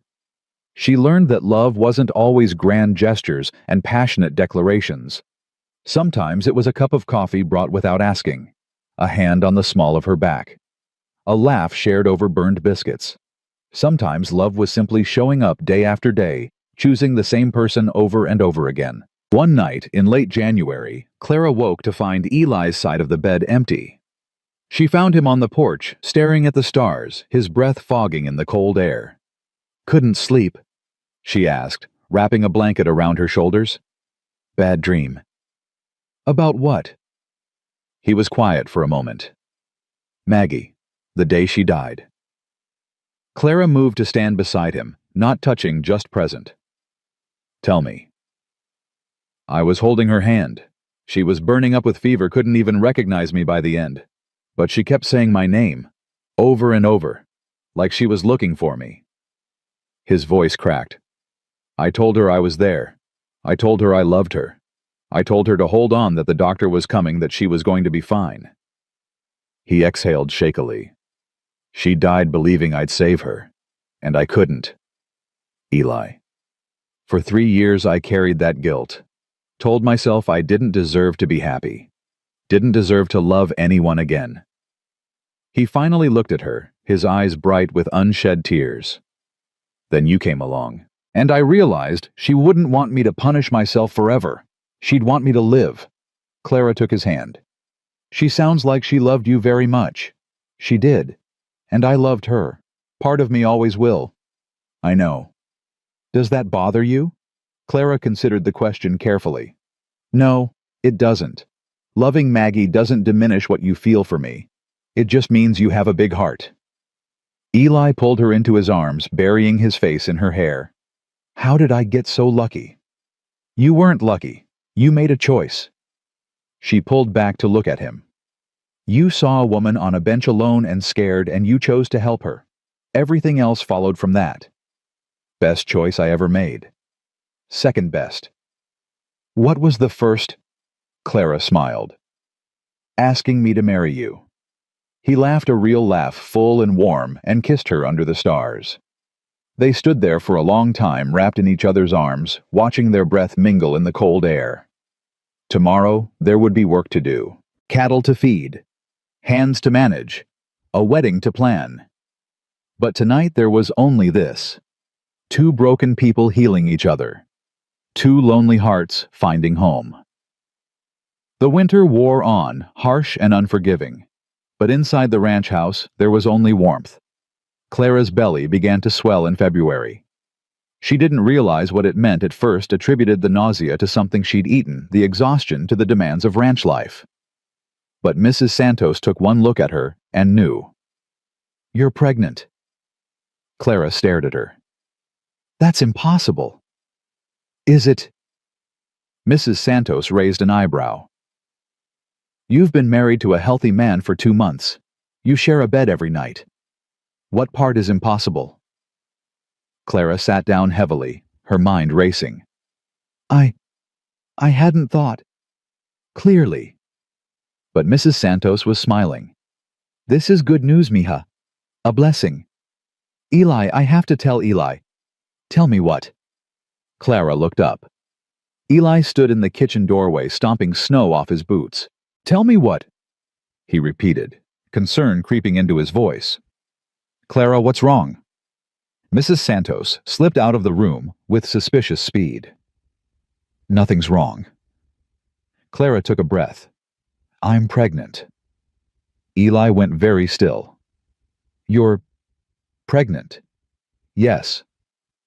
"We're going to have a baby?" "Yes." For a long moment, he didn't move, didn't speak. Clara's heart began to pound with fear. "Eli, please say something." He crossed the kitchen in 3 strides, lifted her out of her chair, and spun her around, laughing like a man half his age. "We're having a baby, Rosa. Did you hear? We're having a baby." Mrs. Santos appeared in the doorway, tears streaming down her face. "I heard, mijo. The whole county probably heard." Eli set Clara down, his hands framing her face. "Are you happy?" "Are you?" "Happy doesn't begin to cover it." He kissed her long and deep. "I never thought after Maggie, I never thought I'd have this. A wife, a family, a future. You have all of it now. I have everything now." He pulled her close, his hand settling protectively over her still flat stomach. "I love you," he said. "I love Lily. I'll love this baby. I'll love every child we ever have. I'll love you until my last breath and beyond." Clara buried her face in his chest, tears soaking through his shirt. "I love you too," she whispered. "More than I ever thought I could love anyone." They stood there in the kitchen, holding each other, while Mrs. Santos cried happy tears, and Lily played on the floor, oblivious to the joy surrounding her. Outside, the snow continued to fall, but inside, there was only spring. The news of Clara's pregnancy spread through the ranch like wildfire. Tommy was the first to congratulate them, his young face bright with genuine joy. "A baby!" "That's the best news we've had all winter, Miss Clara. Boss, you're gonna be a pa." "I'm already a pa," Eli said, pulling Lily into his arms. "This one's been mine since the day I brought her home." The words hit Clara like a wave of warmth. She'd heard him say it before, but somehow it meant more now in front of the hands, with another child growing inside her. Jed was quieter in his congratulations, but his handshake lasted longer than usual. "Your mother would be proud," he told Eli. "She always wanted grandchildren running around this place." She'd have loved Clara. She would have. Jed looked at Clara with something like respect. "You're good for him. I wasn't sure at first, but I am now." "What changed your mind?" "The way he laughs." Jed's weathered face softened. "Haven't heard him laugh like that since before Maggie died. Figured anyone who could bring that back was worth keeping around." Clara didn't know what to say. She settled for squeezing Jed's arm and blinking back tears. The pregnancy changed things. Eli became impossibly protective, hovering over Clara like she might shatter at any moment. He insisted she stop carrying heavy pots. Insisted she rest in the afternoons. Insisted she let Mrs. Santos take over the more demanding kitchen tasks.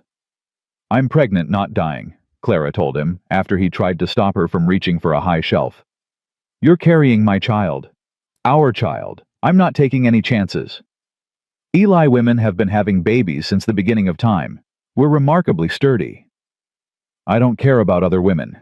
I care about you. His stubbornness was infuriating.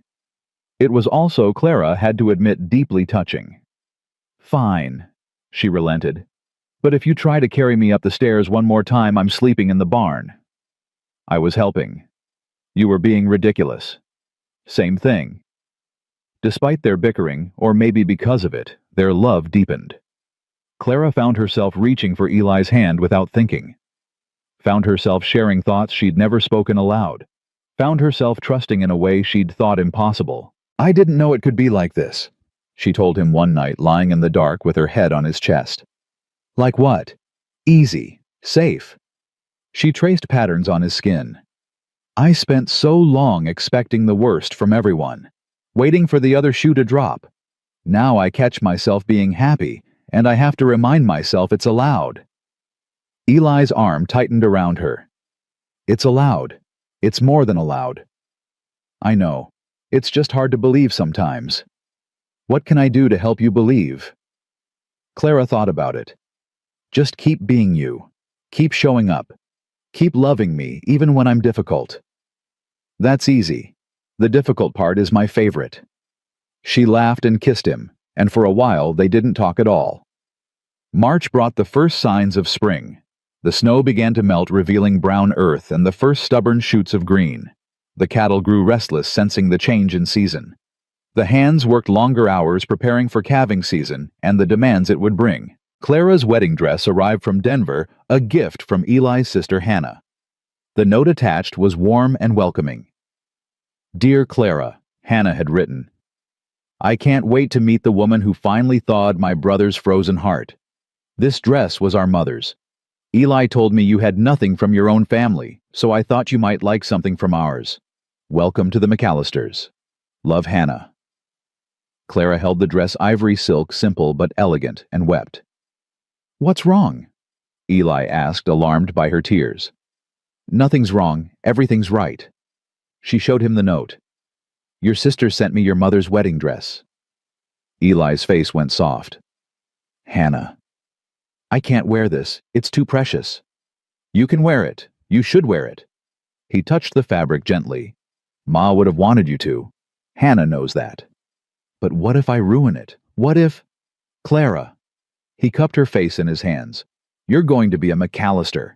That means this dress is yours now. All of it, the history, the love, the family. It's yours. She couldn't speak, could only nod and cry and let him hold her. Hannah arrived a week before the wedding. She was smaller than Clara expected, with Eli's gray eyes and a warm smile that seemed permanently fixed on her face.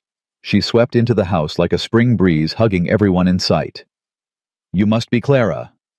Hannah pulled her into a fierce embrace. You're more beautiful than Eli described. He said you were pretty, but you're gorgeous. I thank you. And this is Lily. Hannah scooped up the toddler, who squealed with delight. Oh, she's perfect. Eli, she has your stubborn chin. She's not mine by blood. Blood doesn't make family. Love does. Hannah kissed Lily's cheek. You're mine now, little one. Aunt Hannah's going to spoil you rotten. Clara watched her future sister-in-law with wonder. You're not at all what I expected. What did you expect? Someone more reserved. Eli's so quiet. Hannah laughed. Eli got all the silence in the family. I got all the words. Our mother used to say we balanced each other out. She set Lily down and took Clara's hands. I'm so glad he found you. I was worried he'd spend the rest of his life alone, punishing himself for something that wasn't his fault. Maggie's death. Yes. Hannah's smile dimmed. I loved Maggie like a sister, but she's been gone 3 years, and Eli's been gone almost as long, until you brought him back. I didn't do anything. He brought himself back. You gave him a reason to. Hannah squeezed her hands. That's everything. The days before the wedding were a whirlwind of preparation.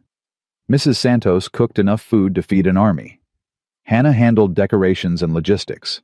Clara tried to help, but everyone kept shooing her away. "Rest," Mrs. Santos insisted. "You're growing a baby. That's work enough." "But I feel useless." "You'll feel useful tomorrow when you walk down that aisle and make an honest man of my boss." Mrs. Santos pointed toward the stairs. "Go. Nap. That's an order." Clara went though she didn't nap. Instead, she sat in the room she shared with Eli, looking at her mother's wedding dress. Hannah's gift, and thinking about everything that had led her to this moment. A year ago, she'd been in Pittsburgh pregnant and terrified with no hope and fewer options. 6 months ago, she'd been on a train to Montana chasing a promise that turned out to be empty. 3 months ago, she'd been sitting on a frozen bench waiting to die when a rough-voiced cowboy had offered her his gloves. Now she was about to marry that cowboy, about to become a mother again, about to build a life she'd never dared to imagine. "Ma," she whispered to the empty room. "Pa, I wish you could see this. I wish you could meet him." There was no answer, of course. But Clara felt something, a warmth, a presence, a sense that somehow, somewhere they knew, and they were proud. The wedding day dawned clear and bright. Clara woke to find Eli's side of the bed empty, a note on his pillow. "Tradition says I can't see you before the ceremony. Hannah's rules, not mine. I'll be counting the minutes until you're my wife. E." Clara smiled and pressed the note to her heart. Getting ready took hours. Hannah did her hair, weaving wildflowers through her curls. Mrs. Santos helped her into the dress, fussing over every button and fold. Lily toddled around in a tiny white dress of her own, clearly pleased with all the attention. "You look beautiful," Hannah said, stepping back to survey her work. "Eli's going to faint." "He better not. I need him conscious to say his vows." "He'll manage, barely." Hannah kissed her cheek. "Welcome to the family, Clara. I always wanted a sister." "You're getting one whether you like it or not." "I like it, very much." The ceremony was held in the meadow behind the house, just as Mrs. Santos had planned. It seemed like half the county had turned out ranchers and townsfolk, friends and neighbors, even a few people who had shunned Clara when she first arrived. She didn't care about any of them. She only cared about the man waiting at the end of the aisle.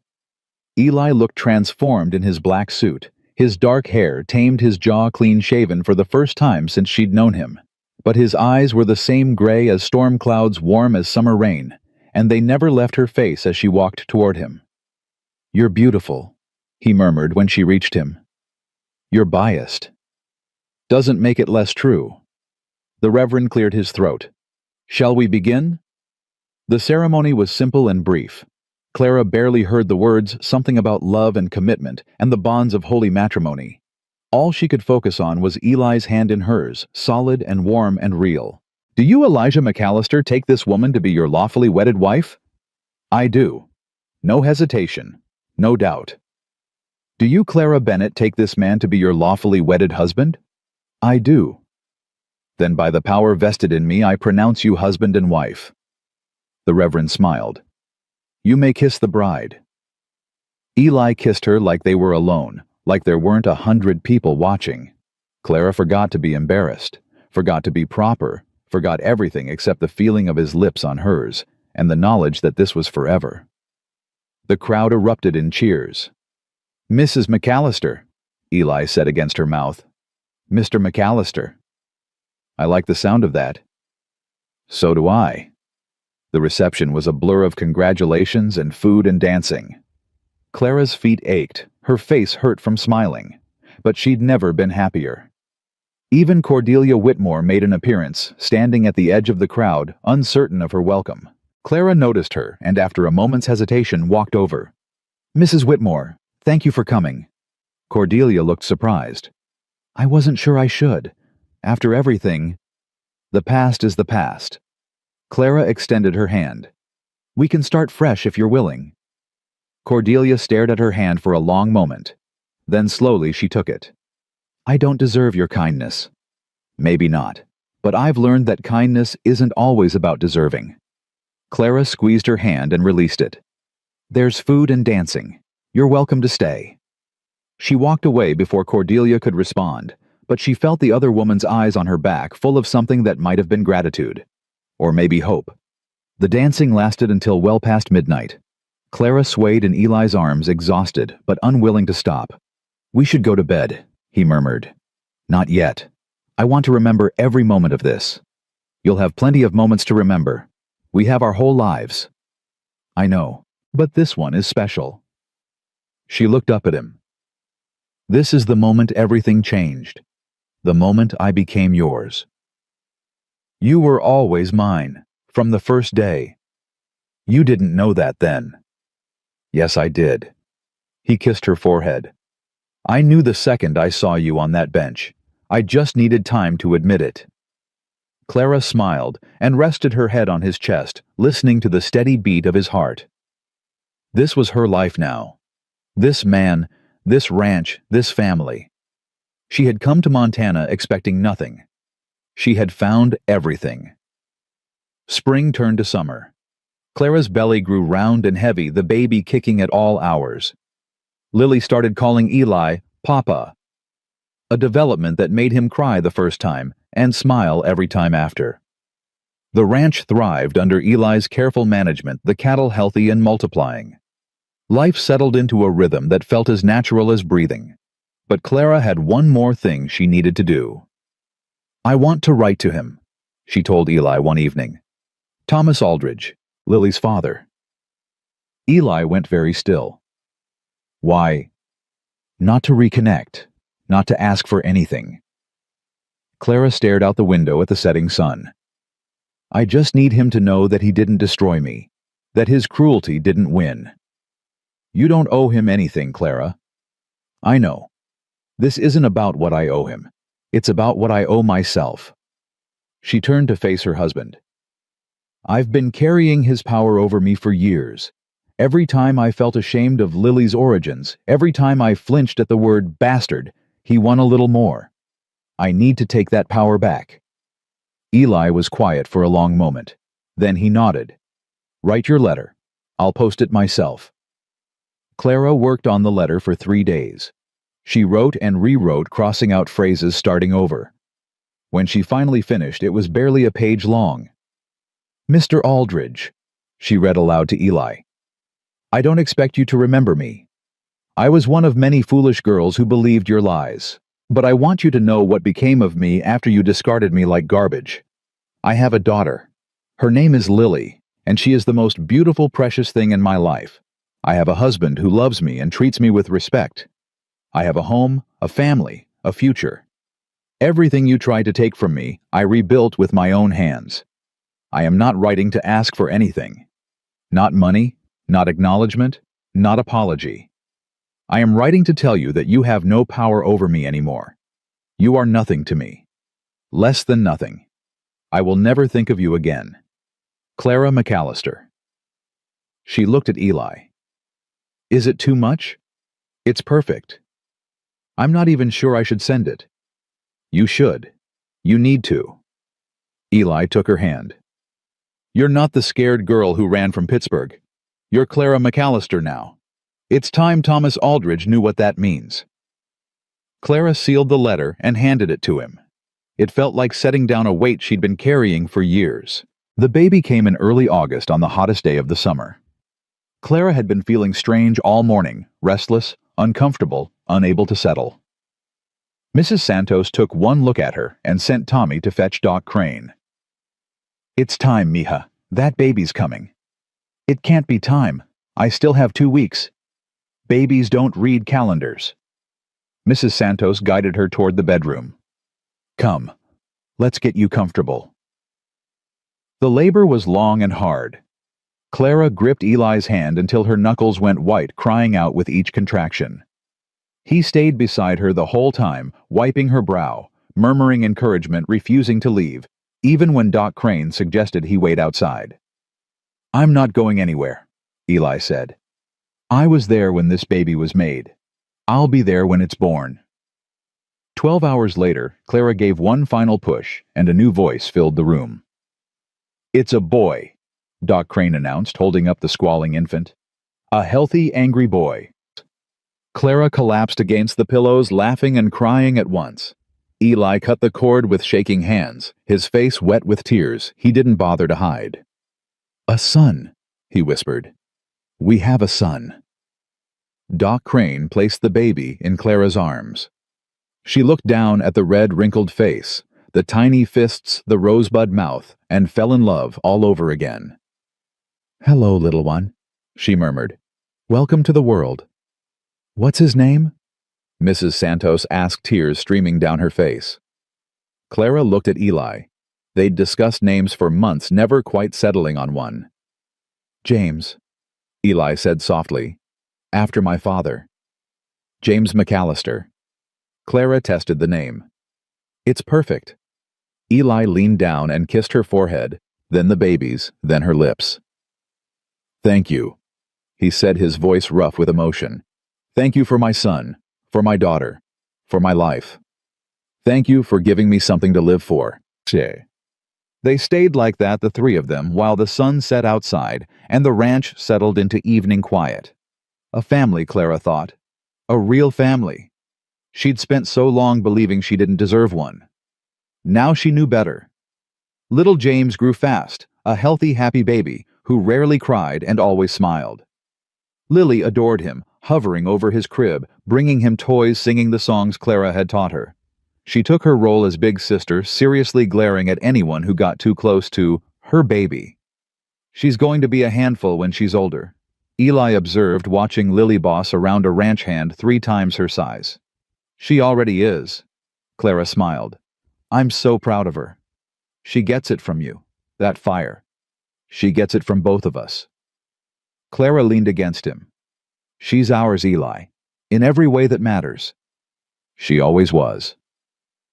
As autumn approached, bringing cooler weather and the promise of change, Clara found herself thinking about the future, not with fear as she once had, with hope. "I've been thinking," she told Eli one evening.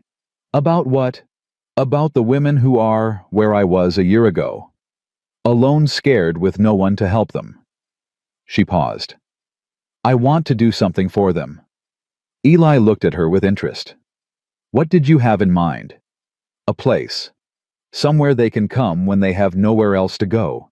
Somewhere safe, where they won't be judged." Clara's voice grew stronger. "I know what it's like to be desperate. I know what it's like to have everyone turn their backs. If I can spare other women that pain, then we should. Just like that. Just like that." Eli smiled. "You want to help people. I have land and resources. Seems like a good match to me." Clara threw her arms around him. "I love you." "I know." He held her tight. "I love you too, more every day." They started planning that night. A house, a refuge, a place of new beginnings. Clara didn't know it yet, but this dream, this simple desire to help, would become something far greater than she ever imagined. The refuge took shape, slowly built from hope and hard work, and the donations that began trickling in once word spread about Clara's mission. They called it Haven House. It started small, just an old cabin on the far edge of the McAllister property, renovated and expanded with Eli's money and the hands' labor. Clara spent every spare moment planning, organizing, preparing for the women who would eventually come. "You're working too hard," Eli told her one evening, finding her bent over lists and budgets at the kitchen table. "There's so much to do." "There always will be. That doesn't mean you have to do it all at once." He took the papers from her hands. "James is asking for you. So is Lily. So am I." Clara looked at her children. James crawling on the floor, Lily pretending to read a picture book nearby, and felt a pang of guilt. "You're right. I'm sorry." "Don't be sorry. Just come sit with us." Eli pulled her to her feet. "Haven House will still be there tomorrow. Right now your family needs you."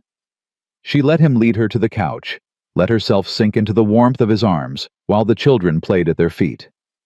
"I just want to help them," she said quietly. "All those women out there alone and afraid. I know what that feels like. I know you do. And you will help them. But you can't pour from an empty cup." Eli kissed her temple. "Take care of yourself first. Everything else will follow." Clara nodded, but her mind was already racing ahead, planning, hoping, dreaming. The first woman arrived in October. Her name was Mary, barely 17, with a black eye and a belly swollen with child.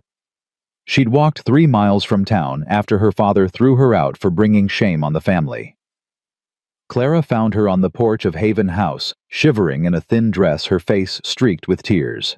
"Please," Mary whispered. "I heard this was a place for women like me, women with nowhere else to go." Clara opened her arms. "You're safe now," she said, holding the trembling girl. "You're home." Mary stayed for 6 months. Clara taught her to cook, to sew, to care for herself and her baby. When she finally left to marry a young farmer who didn't care about her past, she hugged Clara so hard they both cried. "You saved my life," Mary said. "No, you saved your own life. I just gave you a place to do it." More women followed. Some stayed for weeks, some for months. Some left to start new lives elsewhere. Some stayed in Silver Creek, finding work and acceptance in a community that was slowly learning to be kinder. Clara helped them all, listened to their stories, shared her own. Showed them by example that the worst moments of your life didn't have to define you. "You're remarkable," Hannah told her during one of her visits. "Do you know that what you're building here, it's changing everything?" "I'm not remarkable. I'm just doing what someone should have done for me." "That's what makes it remarkable." Hannah squeezed her hand. "Most people who suffer want the world to suffer with them. You want to make sure no one else has to feel what you felt. That's rare, Clara. That's beautiful." Clara didn't know what to say. She'd never thought of herself as beautiful or remarkable or any of the things Hannah described. She was just a woman who remembered what it felt like to have no one, and who was determined to make sure other women never felt that alone. 5 years passed. 5 years of growth and change, of joy and sorrow, of building something that mattered.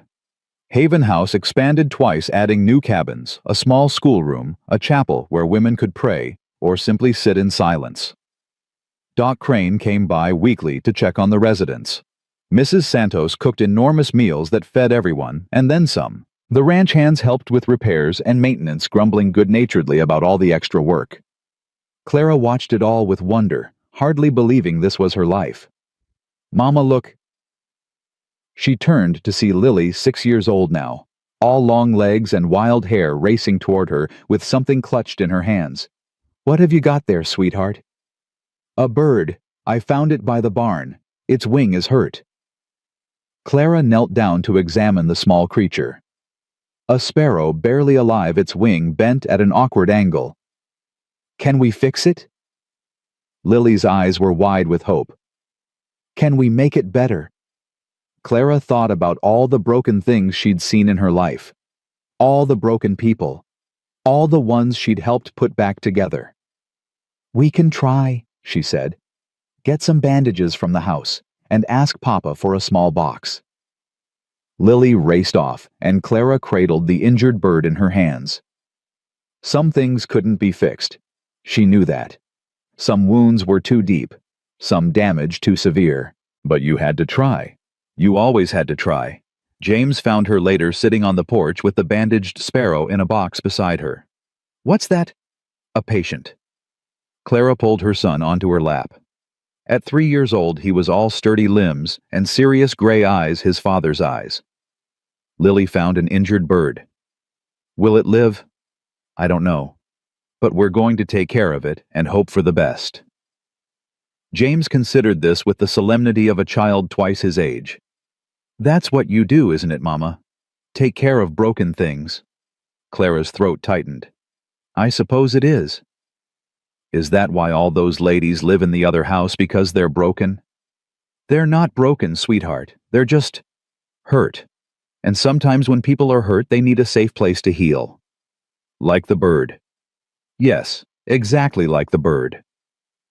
James nodded, apparently satisfied. "I want to help too. When I'm bigger."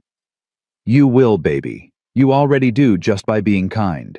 She held him close, breathing in the smell of sunshine and hay that always clung to his hair. This was why she did it. Not just for the women who came to Haven House, but for her children. So they would grow up knowing that compassion mattered. That kindness counted. That the measure of a person wasn't what they had, but what they gave. Clara. She looked up to find Eli walking toward her, a letter in his hand. His expression was strange, somewhere between shock and disbelief. "What is it?" "This came for you." He held out the letter. "From Pittsburgh." Clara's heart stopped. She hadn't thought about Pittsburgh in years, hadn't thought about Thomas Aldridge or the life she'd left behind. That chapter was closed, finished, irrelevant to the woman she'd become. But apparently Pittsburgh hadn't forgotten her. She took the letter with trembling hands and opened it. The handwriting was unfamiliar, cramped, and formal. "Dear Mrs. McAllister," she read aloud, "I am writing on behalf of your late father-in-law, Mr. Aldridge Sr., who passed away last month. In reviewing his personal effects, we discovered a sealed letter addressed to you, along with instructions that it be delivered upon his death. The enclosed document is that letter. Please accept our condolences for any distress this communication may cause. Sincerely, Harold Whitfield, Attorney at Law." Clara stared at the second envelope enclosed with the first. Her name was written on it in an old man's shaky hand. "You don't have to read it," Eli said quietly. "Yes, I do." She opened it. "Miss Bennett," the letter began. "I know you have no reason to trust anything bearing the Aldridge name. I know my son treated you with cruelty and cowardice that I cannot excuse or explain. I am writing because I am dying and I find I cannot go to my grave without attempting to make amends. I knew about you. I knew about the child. I knew what Thomas did, and I said nothing. I told myself it wasn't my concern, that you were just another foolish girl who should have known better. I was wrong. I was a coward, just like my son. The difference is, I've had years to regret my cowardice, while Thomas has never shown an ounce of remorse. I cannot give you back the years you lost. I cannot undo the pain my family caused you. But I can offer you this. Enclosed is a bank draft for $5,000. It is not payment for your silence or your forgiveness. It is simply acknowledgement that a debt is owed, even if it can never truly be repaid. Use it however you see fit. I ask nothing in return, except that you know at the end, one Aldridge finally saw you clearly. You deserved better than we gave you. I hope you found it. With deepest regret, William Aldridge." Clara read the letter twice. Then she looked at the bank draft. $5,000. More money than she'd ever seen in her life. "Clara," Eli's voice was worried. "What does it say?" Wordlessly, she handed him the letter.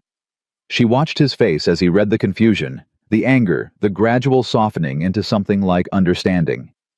"His father," Eli said finally. "Thomas's father. He knew. The whole time he knew what his son did to me. And he did nothing. Until now."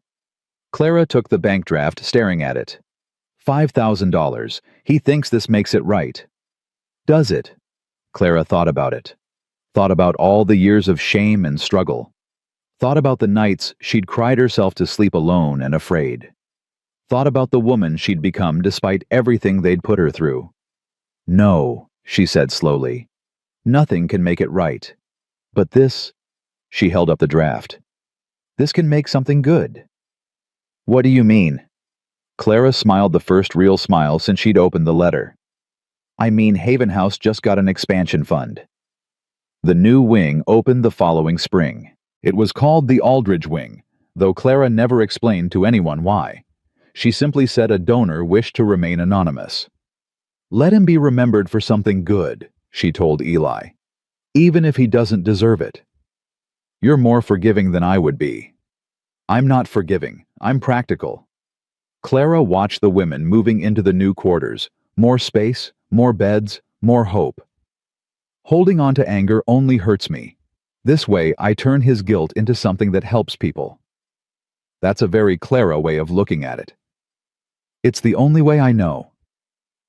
Lily's bird survived. Clara released it on a warm April morning, watching it flutter uncertainly before finally taking flight. Lily cheered, jumping up and down with excitement. "It's flying, Mama, look." "I see, sweetheart.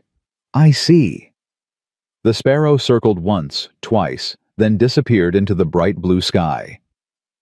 Clara thought about all the women who'd passed through Haven House over the years, all the ones who'd arrived broken and left whole, all the ones who'd found the courage to spread their wings and fly.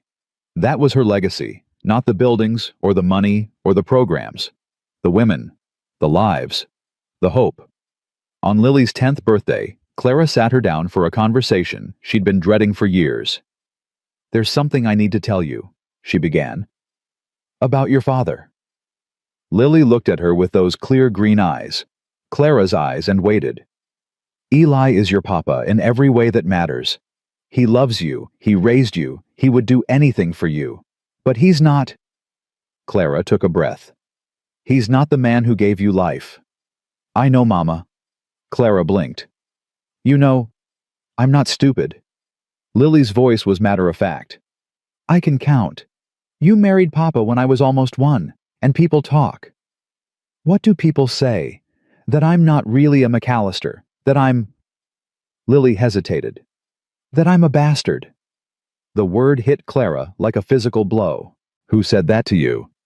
"Some kids at school, a while ago." Lily shrugged, but Clara could see the hurt beneath the bravado. "I told them to mind their own business." "Oh, sweetheart." Clara pulled her daughter close. "I'm so sorry. I never wanted you to hear that word." "It's just a word, Mama.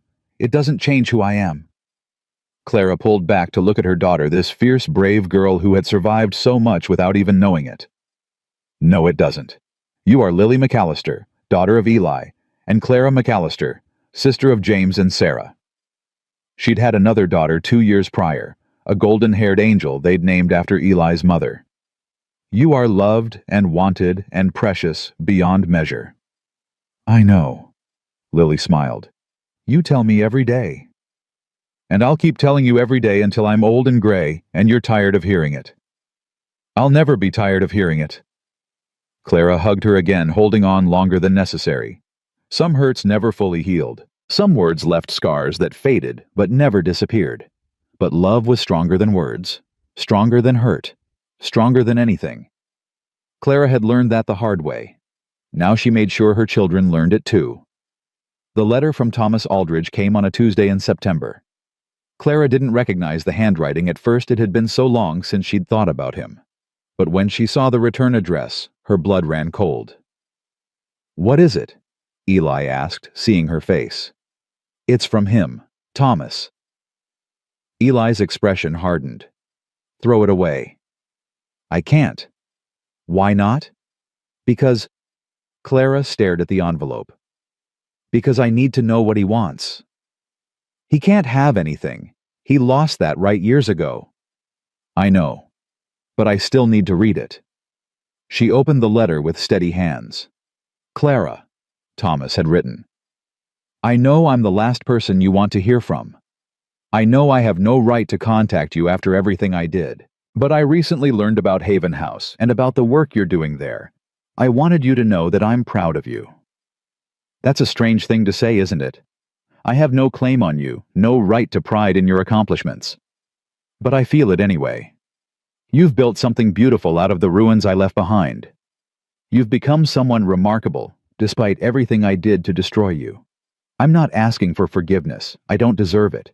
I'm not asking for anything at all. I just wanted you to know that I see you now. I see who you are, and I'm sorry for everything. Thomas. Clara read the letter 3 times. Then she walked to the fireplace and threw it in. "What did it say?" Eli asked. "Nothing that matters." "Clara." "He said he's proud of me, that he's sorry." Clara watched the paper curl and blacken in the flames. "He thinks that changes something." "Does it?" "No."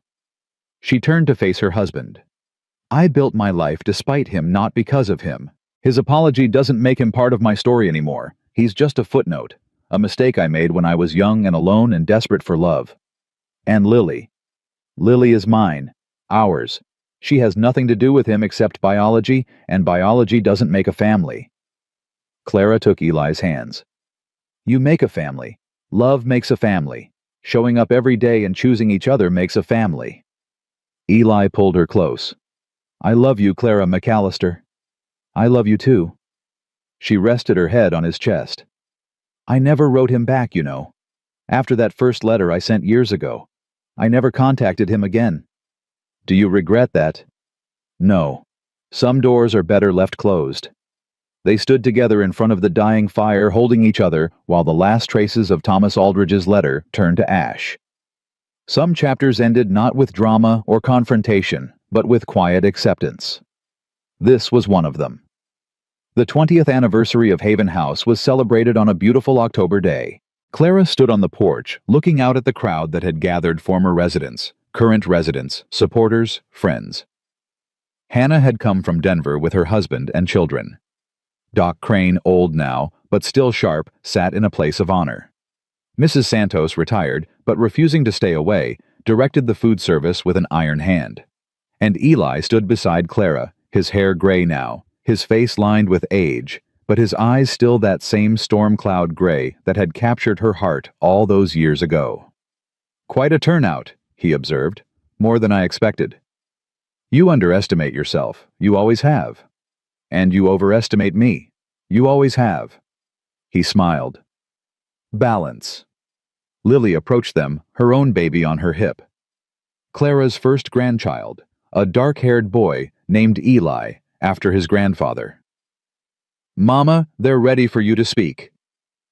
Clara looked at the crowd, at the faces of women she'd helped over the years, at the family she'd built from nothing. "I don't know what to say." "Say what's in your heart," Eli told her. "That's always been enough." Clara stepped forward to the edge of the porch. The crowd fell silent. 20 years ago, she began, her voice carrying across the gathering. "I was a woman with nothing. No home, no family, no hope. I stood on a frozen train platform with a baby in my arms, and nowhere to go." She paused, letting the memory wash over her.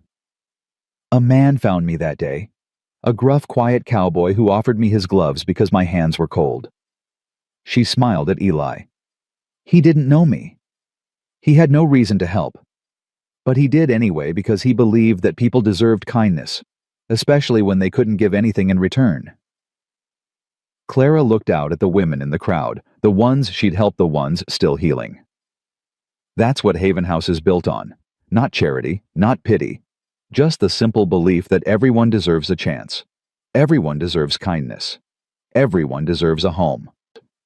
She felt tears on her cheeks but didn't wipe them away. "I've been asked many times why I do this work, why I spend my days helping women that society has thrown away. The answer is simple: because someone did it for me. Because a rough-voiced cowboy saw me at my lowest moment and said, 'Let me hold you both.' Because his kindness changed everything." Clara reached for Eli's hand. "We can't fix the world. We can't save everyone. But we can save someone. We can offer one pair of gloves on a cold day. We can open one door when all others are closed. We can say, 'You're safe now,' to one frightened woman, and mean it." She squeezed Eli's fingers. That's what Haven House is. One door. One chance. One act of kindness multiplied 1,000 times over. And it started with a cowboy who believed in doing the right thing even when it wasn't easy. Clara looked at her children: Lily with her baby James, with his new wife Sarah, with her books and her dreams. She looked at Hannah and Doc Crane and Mrs. Santos. She looked at all the women who had passed through Haven House and gone on to build lives of their own. 20 years, she said softly. 20 years of hope. And we're just getting started. The crowd erupted in applause. Eli pulled Clara into his arms, holding her tight, while tears streamed down both their faces. "I'm proud of you," he murmured. "I couldn't have done it without you." "Yes, you could have. You can do anything." Clara laughed through her tears. "Now who's overestimating?" "Still me. Always me." She kissed him then in front of everyone, not caring who saw. This was her life. This man, this family, this mission. She had come to Montana expecting nothing. She had found everything. Later that night, after the celebration had ended and the guests had gone home, Clara sat alone on the porch of the main house. The same porch where she'd sat 20 years ago, terrified and alone, wondering if she'd made the worst mistake of her life. Now she sat in peace, watching the stars emerge over the mountains, feeling the cool autumn breeze on her face. Room for one more. She looked up to see Eli, 2 cups of coffee in his hands. "Always." He sat beside her, handing her a cup. They drank in companionable silence, watching the night deepen. "Do you ever think about how different things could have been?" Clara asked finally. "Sometimes." "What do you think would have happened if you hadn't found me that day?" Eli considered the question. "I think you would have survived. You're too stubborn to die. But I would have spent the rest of my life alone, frozen inside just going through the motions." He took her hand. "You saved me as much as I saved you, Clara. Maybe more."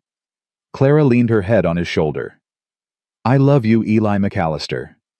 "I love you too, Clara McAllister." They sat together in the darkness, two people who had found each other against all odds. Two broken hearts that had learned to beat as one.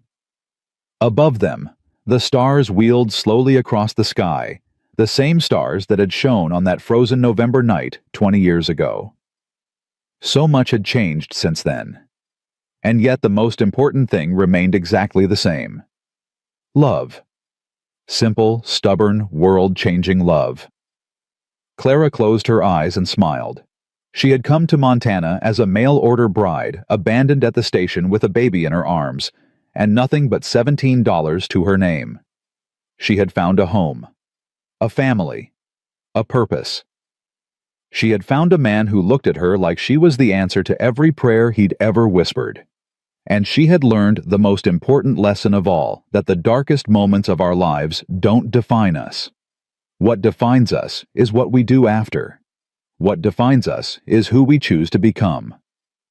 Clara Bennett had been broken, abandoned, left for dead. Clara McAllister had risen from those ashes to build something beautiful, and that made all the difference.